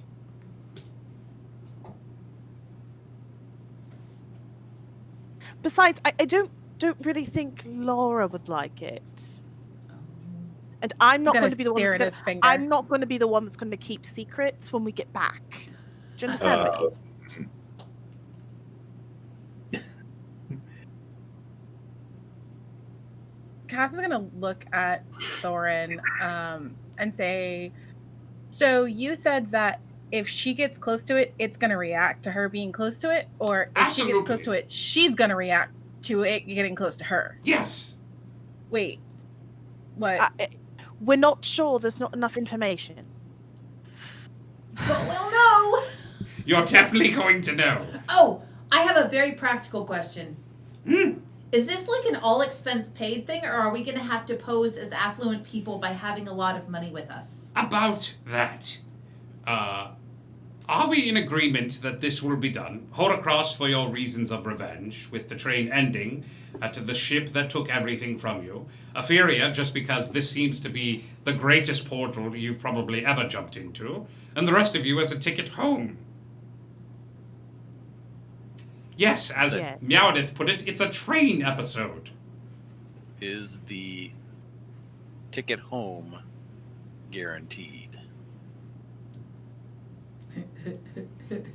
Yes. By you? Sure. I'm not saying that What else lying are we is going bad, to do? but there Go could be back to the rubble? repercussions. I'm sorry, what was that, William? I'm not saying that lying in this situation is a bad thing, but there would be repercussions. Was that a threat? Did it sound like one? It did. It was a very good threat.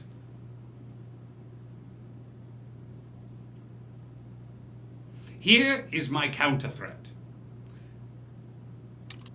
I am more powerful than you. This isn't a front. This isn't a means for me to puff out my chest. I am more powerful than you. Period. I don't care where you're from. I could end you with a snap of my fingers. So there's a reason why you're alive in this room. I believe that this is the right thing. And what you are doing is the right thing for my people and all of the city-states here in Cover. It will not be an easy road. In fact, it's not a road, it's a track, really.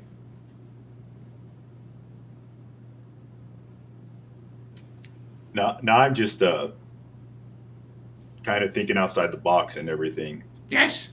Does a playboy actually have to be a boy, or? No. What a myopic viewpoint.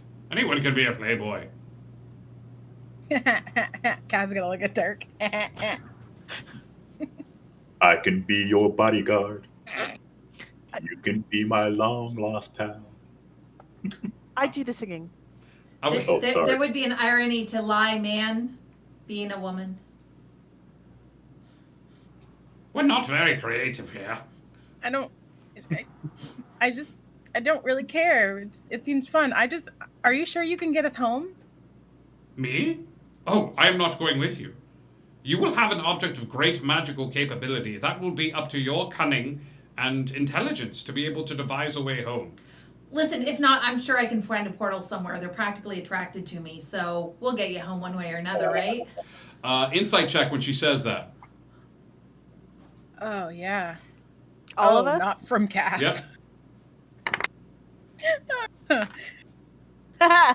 Nat 20 plus 6. Nat 20 plus 6. Hey, Kiara, 15 for me. if there was a being that was somehow reacting to a magical object or item, and she keeps referencing the number of portals that have just magically manifested around her throughout the course of her life, you're beginning to wonder if she got close to something and didn't even realize it. Got ya. Huh. But she's Etheria and wouldn't care about that. Noted. Well, I seem to think that this is a good idea. This is just like taking a council mission from Glampire. This is just a different variant. She sounds very responsible, so you should listen to her. I agree. Very responsible. The accent leads credence. Wow. Comparatively to Mordrew, how fancy schmancy is Thorin? Thorin is not fancy smancy. Thorin looks like he just, for a leader of a triumvirate that leads a nation, Thorin looks like he gets his hands dirty. He just crawled out from underneath a car. He looks like he crawled out from underneath a go-kart. But he's... So he's more Bob. Yes. Than Glampire. Yes, more Bob than Glampire. Are we in agreement? You had me at portal. I understand that, dear. You were the first one to sign up. William. William. William. William. William. Donkey. Rocket. You're fired. Sorry, I had to. Very well. Ophelia, here, it is early morning. The train leaves later this evening. It will leave here from Zalago. Here is 5,000 gold pieces as spending money for your time. There are quite a few inventive experimenters of magic and things of that sort in the marketplace, which you will have to walk through to get to the train station. Please feel free to save some money for the trip or buy yourself a little something. The train is all expenses paid. You will be given a ticket which shall prevent you from having to spend any money on the train, the food, the sleeping car, or the pleasure chamber. Pleasure chamber? Yes. Oh dear. Not that it matters what I say, but if we're going to have Cass be the playboy, I was kidding. I'll do it. Now what? give her the money. Oh. I like money. I think there's been a misunderstanding. All of you will be receiving this should you agree to the job. We all get 5,000 gold each. Is that a lot of money here? Yes. Very much so. Is it not where you come from? It changes every time we... Anyway, it's not important. Can I have 5,000 gold now? How very confusing for you and whatever godlike figure looks over. Even probably more so for them. You have no idea. Maybe you do, but it's hard. Yes. Come on, I'll do it. All right. Cass, you were handed a bag full of gold. Yup. Turk, you were handed a bag full of gold. Kiara, you were handed a bag full of gold. Horocross? Oh, yes. Horocross, would you mind if you and I had a word, please? Of course. Yes. William, are you subscribing to this madcap train adventure? If it gets me back to my wife, then yes. Very good. Don't. He hands you a bag of gold. There we are. Well, you have a full day to yourselves to explore our lovely city. There is a train station, and there's actually a lift right outside those doors, which will take you out to the ground level, as it were. Will take you to a bustling marketplace. Buyer beware, please. Many odd inventors, poets, and artists of different sorts man the stalls here, so you will find all manner of strange creation. So buy at your own risk. I cannot vouch for any of them. All right? Fair. I think we're good. Before I leave, can I whisper to my robe for Malish to see if he's here? Yeah, go ahead. Malish, you here? Yeah, we played the whispering game. Oh, thank God. No, it's Malish. Yeah, buddy. I'm glad you're here. Oh, thanks, man. I'm glad I'm here, too. Okay. I'm also glad you're here, too. I have to ask, is Little Chesh with us? Little Chesh is with you. He's on your shoulder. Nothing has changed about where you are. He's definitely looks way smaller on a Goliath's shoulders. But he's underneath your shirt. Like, he's just, like, sitting there resting on your shoulder. Horocross, a word, please. And he will sort of pull Horocross over to the side of the room. Any of you that he's not hiding it, but he's definitely pulling Horocross away for a private conversation. So you let me know who would stay behind and try to listen in on this. Show of hands. I'm just walking right over with him. Okay. Yeah, Furious just walking right over. Horocross. I wouldn't think about it. My job. I don't care. No, you don't care? Okay. The rest of you are just kind of waiting for these two new people, and you go, Horocross, there's a good chance that whatever happens on this train could go belly up very quickly. And I am not a man that does not have a contingency in his back pocket at all times. Fortunately, I won't be there, so it's your back pocket that I must rely on. He's going to hand you a large red jewel.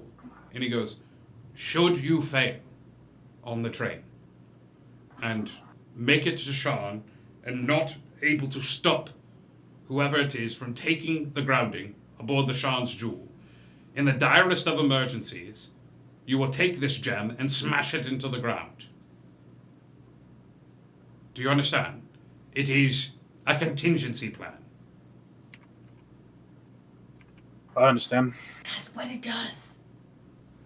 I think I know. Tell me what it does. Horcrux, make sure you have room. And he gives you a wink. All right. Sounds fun. Yes, well, that depends on your ideal of fun. Very well. Take your gold, enjoy your marketplace visit, but do hurry. The train leaves promptly. And he ushers everyone out of the room. There is indeed a small lift at the end of this stone hallway, where you look and you see what looks to be 8 guards on either side of the hallway. If any of you have any passing words for your friend Thorin, you are welcome to say something as he sits behind the table and begins to look at the map laid out before him. Cass just really wants to tap on the floor again. Sure, absolutely. Give me a tap. No, not there! Oh no! Why? I'm kidding. It's fine. It's just a stone floor. Get out! Bye. Can I take a look at the map that he has on the table? Yes, absolutely. Try to commit as much of it to memory as possible. Yes. Would you like a map, young lad, or are you trying to memorize this to look cool? I have a thing for maps, so if you've got one to go. Yeah, he reaches into his back pocket. He goes, "This is the path that the lightning rail takes. Will take you alongside the coast." Got any others to go with that? What are you looking for? This is new land. I haven't been here. He will cast Fireball in his hand, and he'll hold the spell. You a magic user? Yes. Very well. He'll take the fireball and he'll end the spell, and he will reach into his side pocket and he will flip you a coin. The coin looks very odd in your hand. The coin looks like it has a little indigo-looking chameleon on one side and it's blank on the other. Have fun. Thanks. Get out. Already gone. Okay. You all make your way past the line of guards and up in the lift, which seems like it's going to crash into a glass ceiling, but instead the glass ceiling moves out of the way as the lift reaches street level, emptying you all out into the bustling streets of the capital of Zalargo. When he said that this was a teeming marketplace, this is a teeming marketplace. There are booths with various bursts and explosions and sights and smells, as you see, that collected about is a half and half of artists, buskers, bards, with the other half being what looks to be mad scientists looking for work. All of these individuals all got together and they formed this like street carnival fair type atmosphere that if you were to follow this street all the way down, it would end at the lightning rail station. If Albert Einstein designed Bourbon Street, this is what it would look like. Wow. Okay, I cannot help but think that Turk is standing there, eyes wide, holding a bag of gold. And a kitten. Without thinking without even thinking about it. Yeah. He's just sitting there holding. Yeah, you would see, and Kiara jumps and tries to reach her hand and bring it back down. Yeah, but ladies and gentlemen, welcome to Zalargo. By the end of tonight's episode, you need to be on that train. Okay? So that gives you a whopping 20 minutes, 25 minutes, if you would like, and you are looking for something interesting or fun, food items or potions, you have 5,000 gold to spend. However, there are also items for sale aboard the train that are extra on top of what you are entitled to. You do not know what those items are, but there are items to be purchased. So spend what you will. That being said, all of you just sort of explode outward, knowing where you have to be. What are we looking for? What are we doing? I need a bag of holding. You need a bag of holding. Yes. Yes, absolutely. You go over and give me an investigation check. Who is going with Etheria? Knowing that Horcrux, your obligations to her have ended on paper, but you could still go with her should you so choose. Technically, she's still all of our obligation now. She is. So I think Cass is gonna go with her. Cass will go with Etheria. And I'm going with Cass. Kiara, Cass, and Etheria. Girls' day. Woo woo. Let's do it. Okay. Investigation, you said? Anybody bringing Turk along with them? Because he's still just standing there looking around. And You can come with us. You have a kitten. Turk, you are invited to come with. I go with them, but I'm still rubbernecking everywhere I go right now. Turk. Yes. Put the gold away, or I will carry it. One of two. Okay. Put it away. He puts it away. All right. Thank you. You find a bag seller, not too far away from where you all are. This bag seller looks to be a small gnomish man that is has a plethora of different bags of various shapes and sizes, all on this little booth that looks like a modification of Liamin's tiny hut that he has constructed at this point. And he seems somewhat timid as you approach and start looking at the bags that he has up. Hi. Hello. I need a bag. We have them here. That's good. I need a bag of holding. Well, holding what? One that I can put lots of stuff in because I tore my last one. I lost a lot of really good stuff. Oh? Yeah. So you don't want the bag filled with anything? No, it doesn't have to have anything in it. It just has to be able to have like a lot of stuff that can go in it because it can hold all that stuff. At what temperature? Oh, there are multiple temperatures? Yes. Tell me more about that. I've modified all the bags. If you're looking for a plain bag of holding, unfortunately, you won't be able to find it here. Okay. However, if you're looking for a modded bag of holding, I'd be able to help. I have That's even better. I have a bag of holding. It's a joke. Yeah. Okay. I have a bag that keeps things slightly lukewarm. I also have a bag of warming and a bag of gelatinous cube. What? Is it just Not a that bag one. made out of a gelatinous cube? It is. Okay. Probably the holding one would be better because I tend to store a lot of cookies in them. Absolutely. I mean, the warm would be good, but I also store candy, and then the candy would melt. We also have I think we have a place we need to go after this. Yeah. Oh, that was my next stop, actually. Perfect. I only have 204 pieces of candy left. Sure. 2,200 should suffice for the bag of holding. 2,200. No, wait. Hang on. The last time I bought a bag of holding, it was 500 gold. That's correct. You are not buying a bag of holding?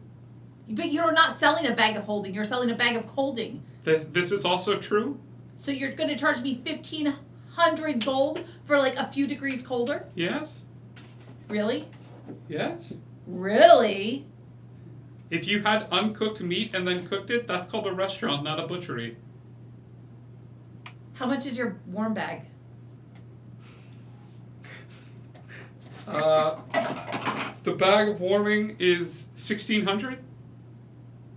How warm is it? Is it like it's gonna melt chocolate warm, or is it like if I just buy hard candies, will it be okay? I have a defective one that keeps things room temperature. Okay, that works. Cool. How much is that? That's only 1,200. Wait, your defective bag is more expensive than just a regular bag of holding that does the exact same thing? I've never thought about it in those terms before. It should really be just a bag of holding price. I could sell it to you for 600. 500. Give me a persuasion check, abusively. Cass is gonna just stare at this girl, just Okay, I in rolled a both 7, awe but luckily- and impressive. Luckily, I have a +9. So a 16. It's a 16. Oh, and why not? Once a day, I'm gonna also roll 2 extra d4s on that because what beautiful thing to waste that spell on. I'll have a short rest at some point, right? Okay. So it's a 20. He goes, 500 is fine. I give him 500 gold. Can you? Okay. He reaches over and grabs a what looks to be a odd-looking backpack that has a yellow bird on it, and he just hands over this innocuous-looking backpack. Okay. Do you know where a sweet shop or a bakery or all of those things wrapped in one is? I need sugar. You would like me to tell you of a store where you could spend more of your money, but not here. Well, do you have sugar and baked goods here? No? Well, then it's not going to lose you any money, is it? No, but I don't know where a store like that would be. Oh, well. It's especially not because you're being abusive towards me. Hey, I'm really sorry about my friend. Thank you for your time. Have a good day. We're gonna go find some candy. Have a sweet day. Bye. And she's gonna pull Etheria and just follow her. She's gonna just follow her. She's gonna sniff the air and do it like a sniff check if you want. I don't know. Great. William and Horacross, what are you doing during this time?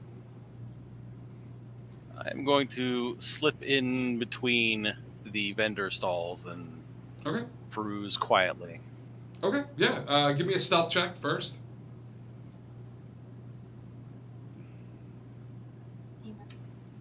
18. 18. Yeah, you seem somewhat stealthy as you slip in between the stalls. You are not accosted by sellers that are trying to be a little pushy and pull people in. You make it look as if you've kind of one of the sellers that's just on break and moving in and out of the stalls.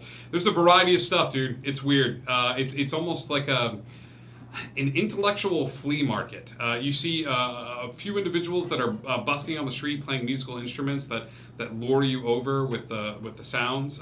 Some of them are claiming to play songs that will boost your attributes with one play of the instrument and things of that sort. So, but there are people selling various knickknacks, potions, bags, armor, weapons.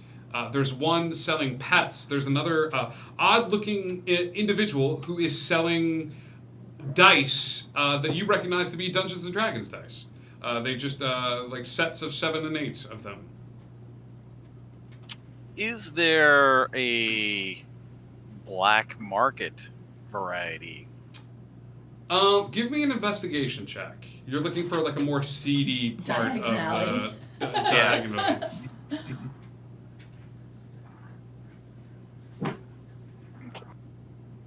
16. With a 16, yeah, you see a few shady-looking individuals that are walking up in and about the marketplace, and they go over to a small stall that's kind of tucked away where there's a smiling man. They go over to the man, they say a few words, and the man lets them into the tent, but you realize that they're not coming out of the tent. Okay. Did I happen to hear what they said? Not with an 18. Okay. Could I get closer and observe? Give me a stealth check at disadvantage. You are trying to find a black market to a place that you are not totally familiar with.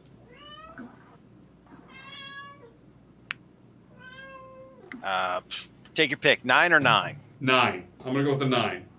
Okay. You get close, but you notice that a few people are a little hesitant to go in, not knowing who you are. But eventually more and more people come into the tent. They don't leave the tent. All right. I'll try to go in. Hi. How's it going? Good. Are you here for the goods? Absolutely. Yep. Yeah, and he let you into the tent, and there is an old woman sitting in a rocking chair. The goods you have? She pays you no mind. She just rocks in the rocking chair. What a sweet old lady.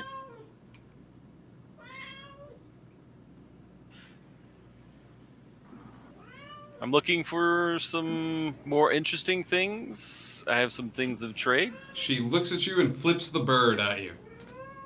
And then goes right back to looking down at the ground and just kind of rocking in the rocking chair.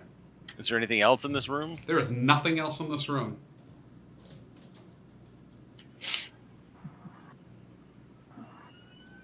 She says nothing to you. She rocks in a rocking chair. Gotcha. approach her and Yeah, you can look at her. I'm looking to pay for. She has you come forward a little bit.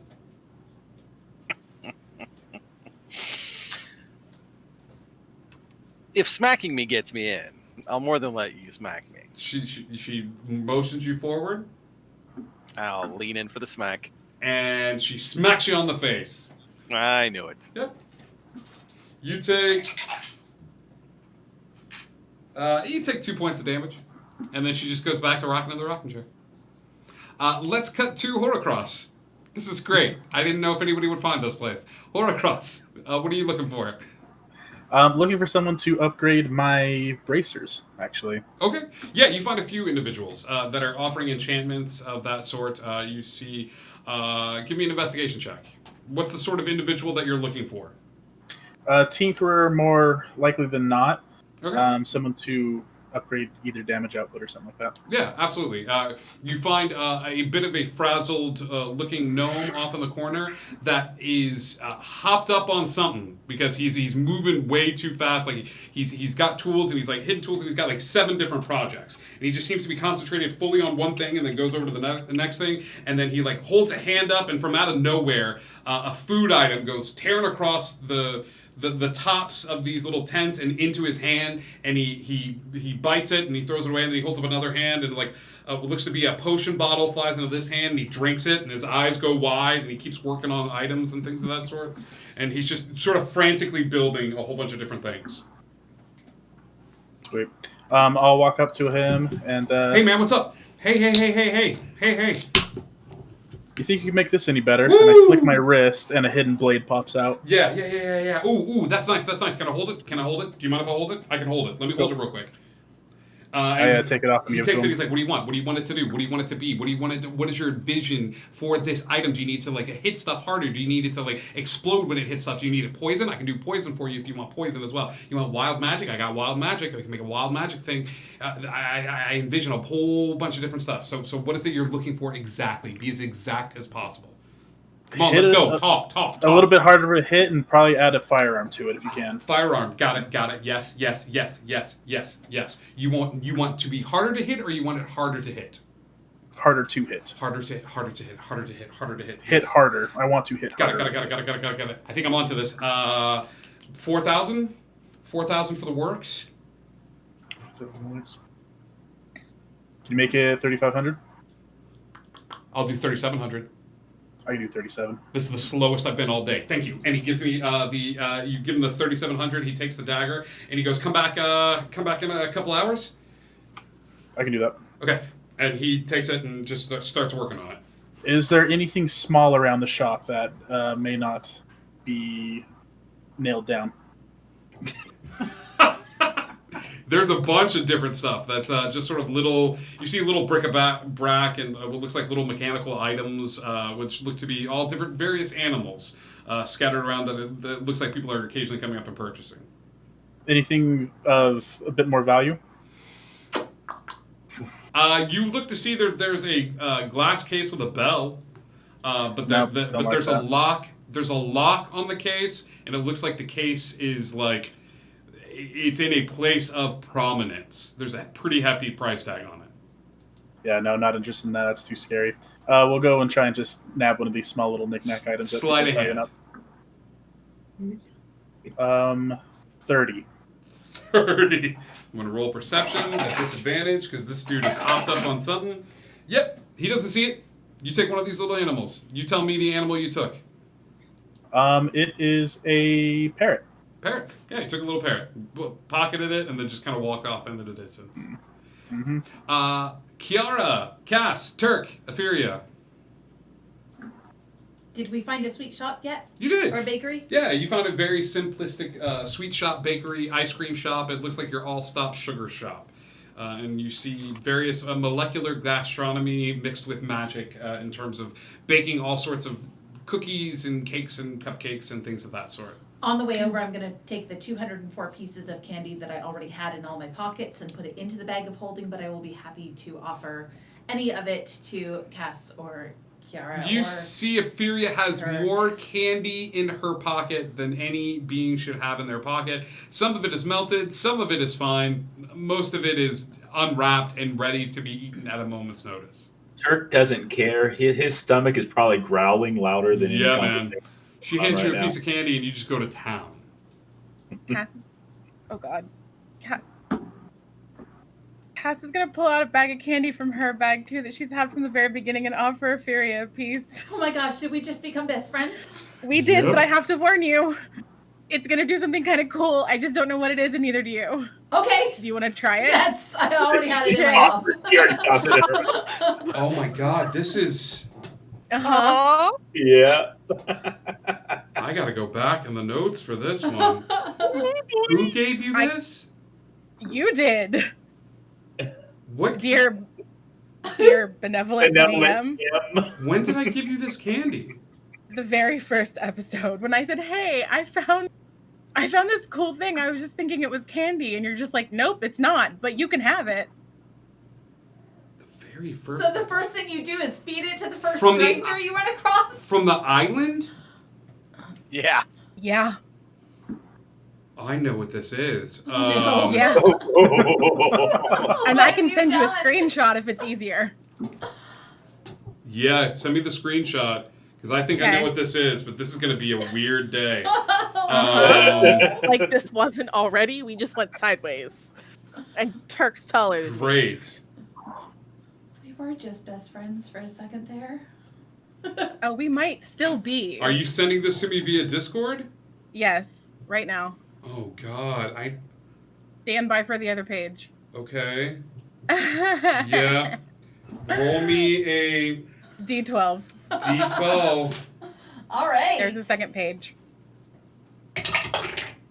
7. Okay.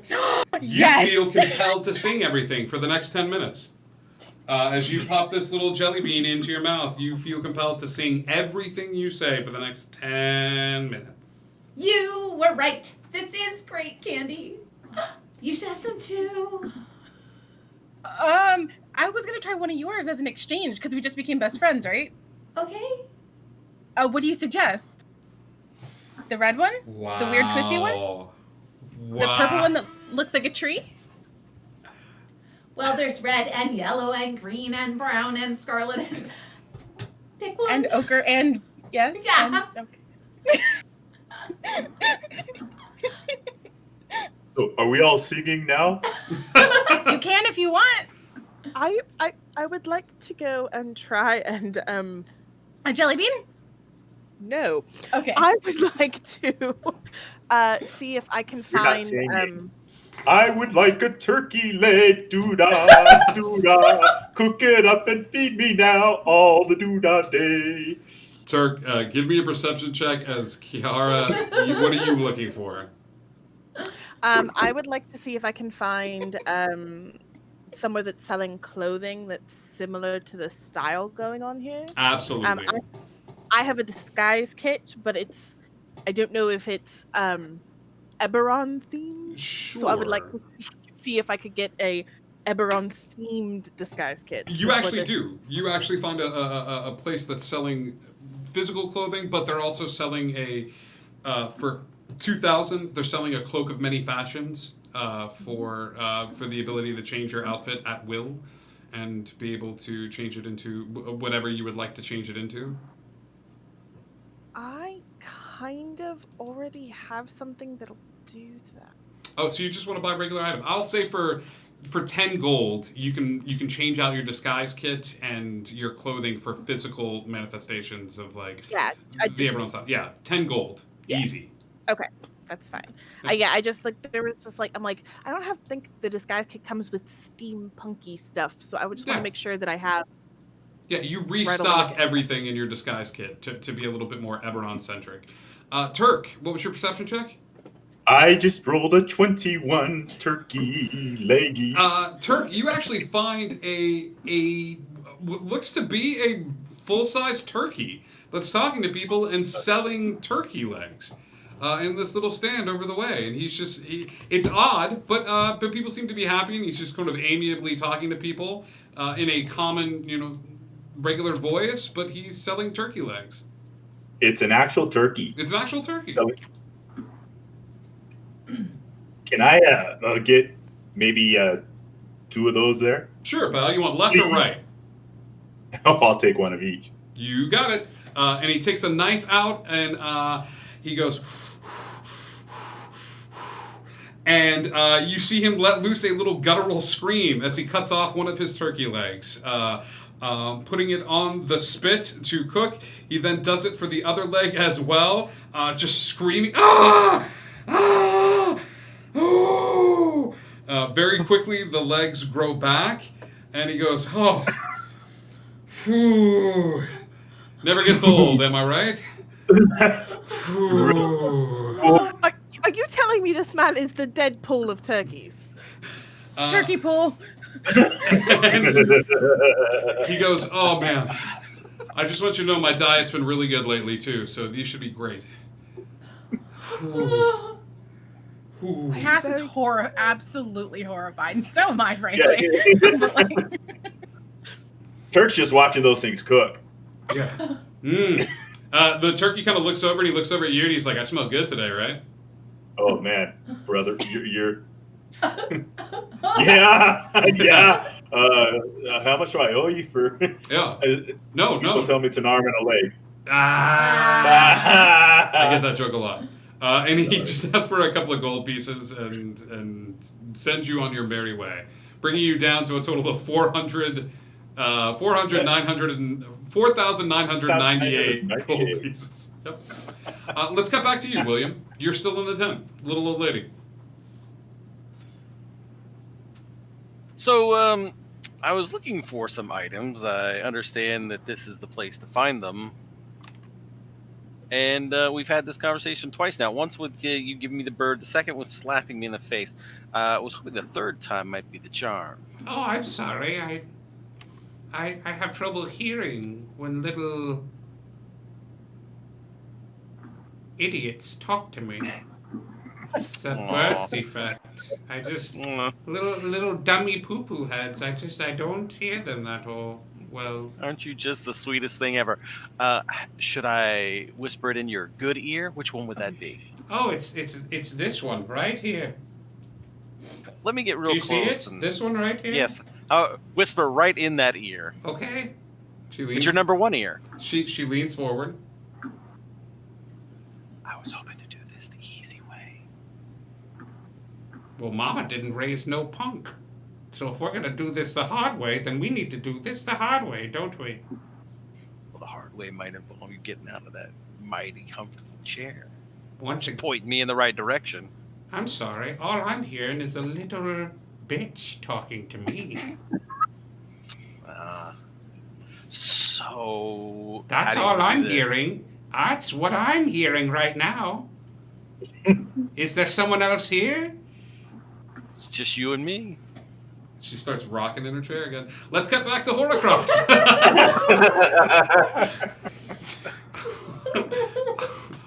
Horcrux, you, after a couple of hours of you wandering around the marketplace...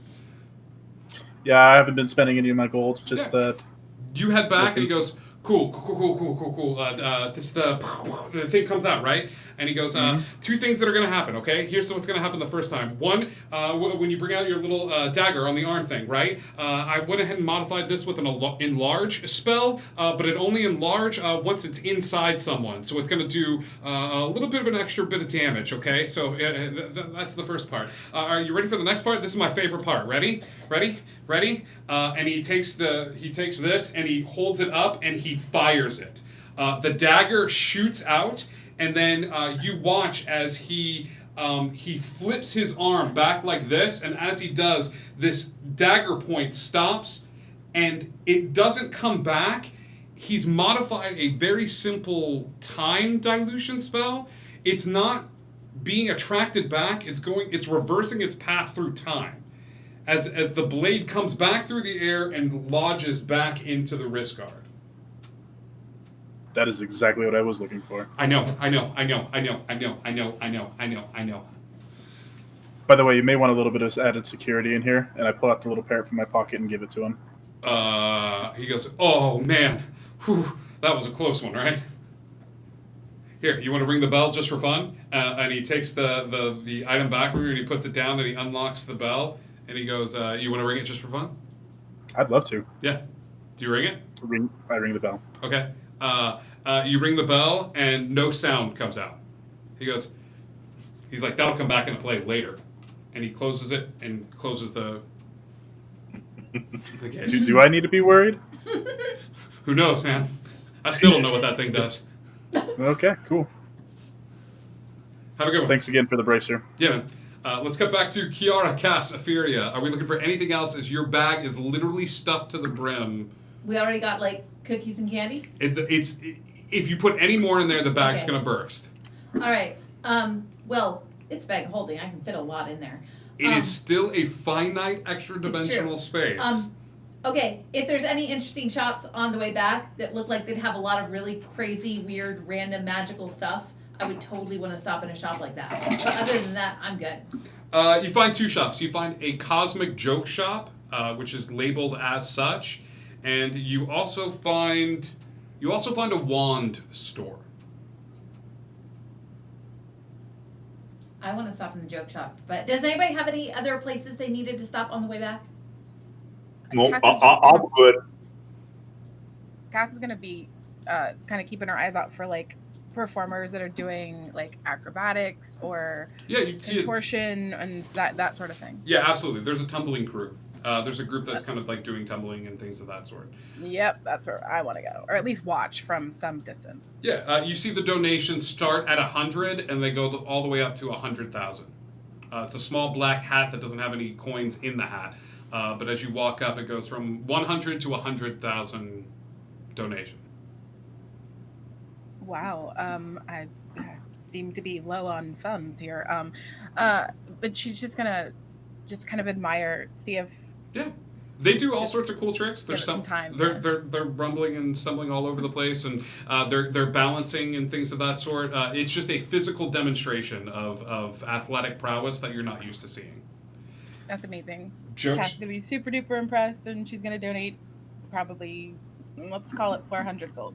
Okay, yeah. With a donation of 400 gold, you will have a bonus to your athletics and acrobatics, both of them, for the next let's call it the next 40 hours. Plus 5 to athletics and acrobatics. Okay. Okay. Yeah. Affy. Random joke shop. I go in and say, "You got anything weird and interesting?" I'm happy to roll on like a random table for this. I don't know if I have a random joke shop table. Doesn't have to be joke shop. It could just be weird things, weird items. Weird magic items. Yeah.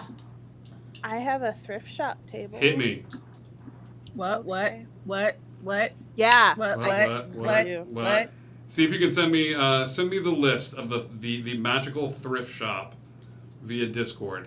How many items are you buying? Well, it depends on how much they are. But here, I mean,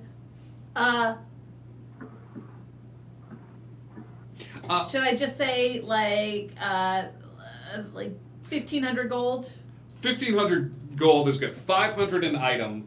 Okay, so for three weird items. 3 weird items in the thrift shop. Go ahead and give me 3 D100s, please. All right. Okay, I'll write these down so we don't. Write them down. One is a 12. Okay. 96. And 77. Okay. The 12, the 96, and the 77. Yes. I have been sitting on an item. Okay. Okay. Now, I'm going to let you choose which two of those 3 numbers you want to use for the random table. Okay. Because one of them is going to be the item. So out of those 3 numbers, you pick 2 of them. The 12 and the 96. The 12 and the 96 will be revealed to you at another time. Okay. However, yes, the other item that you get looks to be one of those chickens that people have been seeing in the YouTube videos. Have you seen those? No. The ones where you squeeze and it goes. Oh, okay, yeah. Like, and if you squeeze a bunch of them, they all go. Okay. Okay. This is the rubber chicken of reckoning. Okay. Okay. The Rubber Chicken of Reckoning is a joke item that actually does a lot more than it should being a joke item. The Rubber Chicken of Reckoning works as follows. When you squeeze the chicken, for the next minute, it makes this very soft sound. Okay? While you are holding the Rubber Chicken of Reckoning, and it's making that soft sound, the first attack upon you, while it's making that soft sound for the next minute, the chicken is destroyed, and the attack is immediately reverberated back at the creature that attacked you. Okay. So it doesn't matter if it's a small slap, if it's a blight, if it's a finger of death, but they will be able to hear the sound. Like the old lady in the SpongeBob movie. Is it like a reaction? Like the attack comes at me and I can do that I as will a say reaction? as a reaction, you could squeeze the chicken, but Okay. it will be going off for a minute. Don't squeeze the chicken. It'll be going off for a minute, and the first attack that lands upon you that does damage will be reflected back at the attacker. Okay. The Rubber Chicken of Reckoning. Got it. But if the attack comes at me, I can use it as a reaction. As a reaction. Okay. Yes. Cool. Now, if I squeeze it when I'm not being attacked, if I squeeze it and then I get attacked, so I would wait. So only it's a No, it will one-time make use? that sound for a minute, and if no attack lands upon you, it'll retain its form.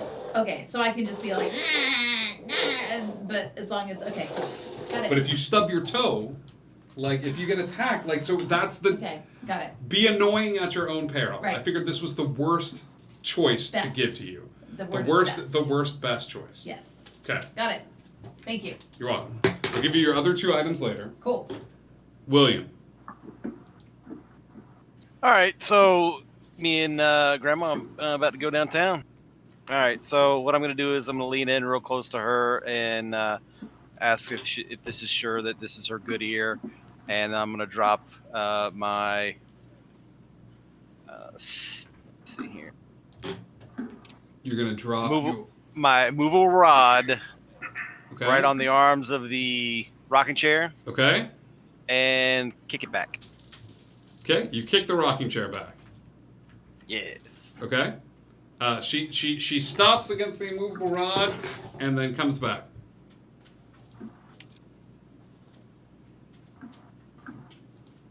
So she pushes the immovable rod No, she doesn't back push. She doesn't push the immovable rod. What are you trying to do? Are you trying to inflict damage? Pin her to the ground? No, just pin her to the ground in the chair. Okay, yeah. I'll say this: you very easily managed to pin her to the ground in the chair. So you want to get up and show me the way to the door, or just point to it? She just looks at you. She motions for you to come closer. What can I do for you?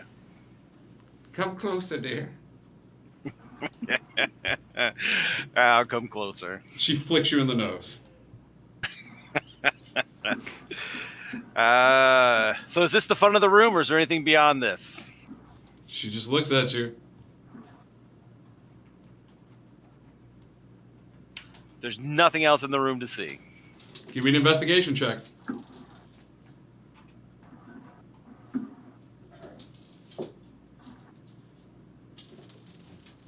15.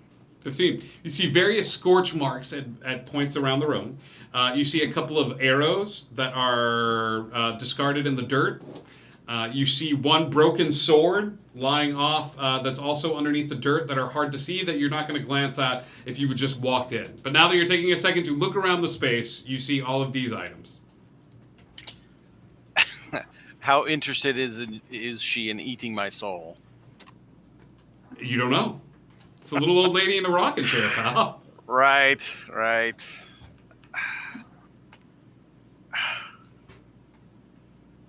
Why would I punch this little old lady? But I'm gonna. Okay. Okay. You reach forward. Give me an attack roll at advantage. Channeling my inner Bruce Campbell. As you celebrate your wedding by punching this little old lady in the face. I'm not having it. I'm at the end of the rope here. All right. Let's see. I'm unarmed here.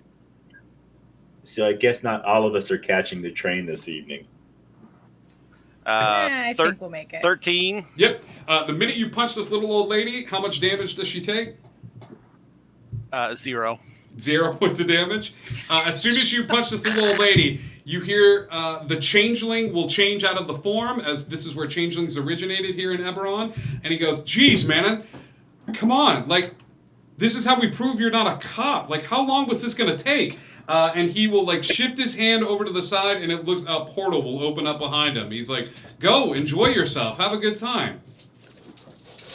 I'll pick up my rod and leave. Yeah, take a rod. So, and he goes and sits back in the chair, changes his face to that of the little old lady. "You're trying to find the black market, man." I'm sorry, I'm not a black market shopper. I was intrigued. Then why were you looking for one? I was intrigued. Yeah, you found it. You find it, and you've got like a little under an hour left as you find stalls and stalls of illicit materials with dark and shady looking characters. All right, anything? I'm looking for something magical. Broham, you're in the right place. Okay. I mean, are there specific like laid out areas? There's Just a pick poison spot. section. There are weapons of mass destruction. There are what looks to be bags of holding, with tiny bags of holding being held by a string, which creates a portal into a dark dimension. There are dark necromantic tomes that are supposed to be illegal in several different places. There's a hand in a glass jar. There's another hand in a glass jar 2 stalls down, each of them claiming to be the hand of Vecna. And then another 2 stalls down from that, there's another hand of Vecna. Like, there's a bunch of different hands of Vecna, each claiming to be the hands of Vecna. Like, there's Vecna has like 20 hands. Vecna has like 20 hands in this place, but there's a bunch. All right, I'm gonna head over to the weapons area. Yeah. And see what they got there. Yeah, there's a dude that has that's selling jars of spells that are spells of mass destruction. That's all he's saying about them. I'm looking to possibly trade some items, and I'll pull out the movable rod and he's like, see if he has. What are you interested in? Complete and total annihilation, or you just want to mess up somebody's day real bad? I'm leaning toward the mess it up real bad just for the day. All right. He's going to hand you 2 jars. He's like, this is a blight. Okay. But it's a blight in which you've never seen before. A blight that doesn't work? No, a blight that works a little too well. All right. This other one is a fireball. All right. Got a little bit more information on it. I can do that myself. As long as they keep not avoiding the fireball keeps going. Gotcha. All right. Well, neither one of these is worth what I'm having to trade. So how about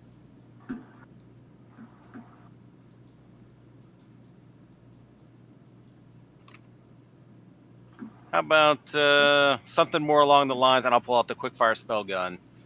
What do you got that matches this?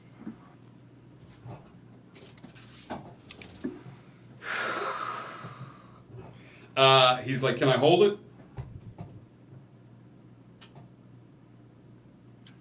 Sure. Takes the gun. He takes the gun, starts looking through the gun. He casts a preliminary identify spell. He goes, he's like, I got nothing that comes remotely close to this except for this. And he reaches under the counter and he pulls out what looks to be a very large round stick. However, at the center of this stick is 8 wands that for some reason or another are being held in place by this odd-looking blue tether around the center stick. And so center stick, 8 wands wrapped around it, almost like somebody took a whole bunch of bottle rockets and duct taped them to a solid stick. And at the center of the solid stick is a wick. What's the use on that? He does this. He takes the stick, he puts it on his shoulder, and he holds it like this. And he goes, light the wick. Is it a one-time use? He looks at it and he goes, depends on how much of the wick you use.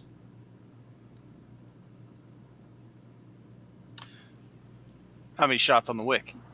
He counts the wands. He counts 8 wands. 8 wicks?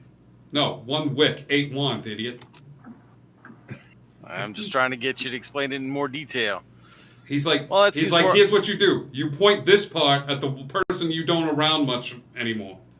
The person you don't want around much anymore, you point this part at him, you light the wick. You ever seen a magic missile? Yes. You ever seen 89 magic missiles? I have now. No, you haven't, because you'd be dead. All right. It's really more along the lines of, and I'll plop the iron bands of Bolaro on the table. Cool. You put the iron bands, he goes, with the rod, the bands, plus 4,000, they're yours. But I tell you where I got the bands from. Okay. And it'll cover the price. Okay.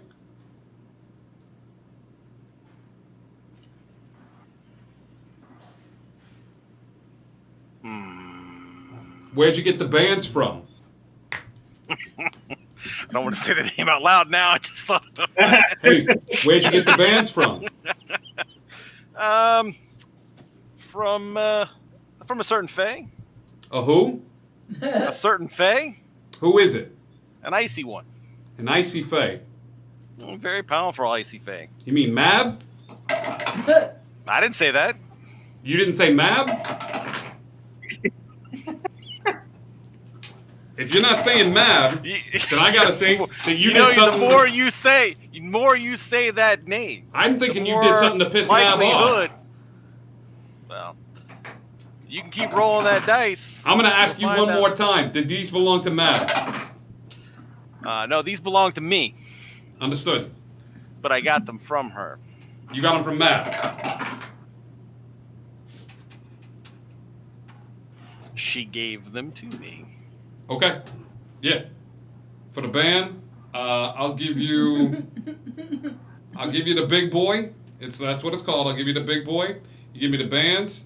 You give me the rod. You give me 2,000. I'll throw in a spell for free. No, just the bands. Just the bands? I'll trade you the bands for the big boy. I don't know if these are from Mab or not. I have it on your word. Keep saying her name. Mab.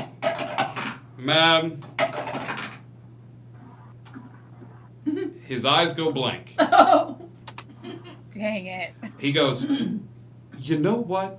I think you're right.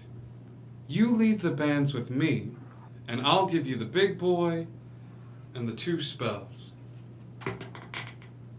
You drive a hard bargain, sir. Freely given, freely traded. Thrice say I. They're yours anyway. They are? The bands. Could you say it one more time?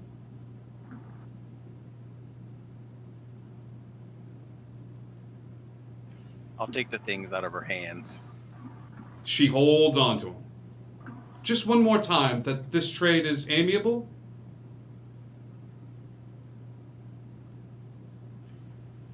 Why should I not trust you? These are my items. I know. This trade is good for you? Anything you offer is good for me. I'll accept that.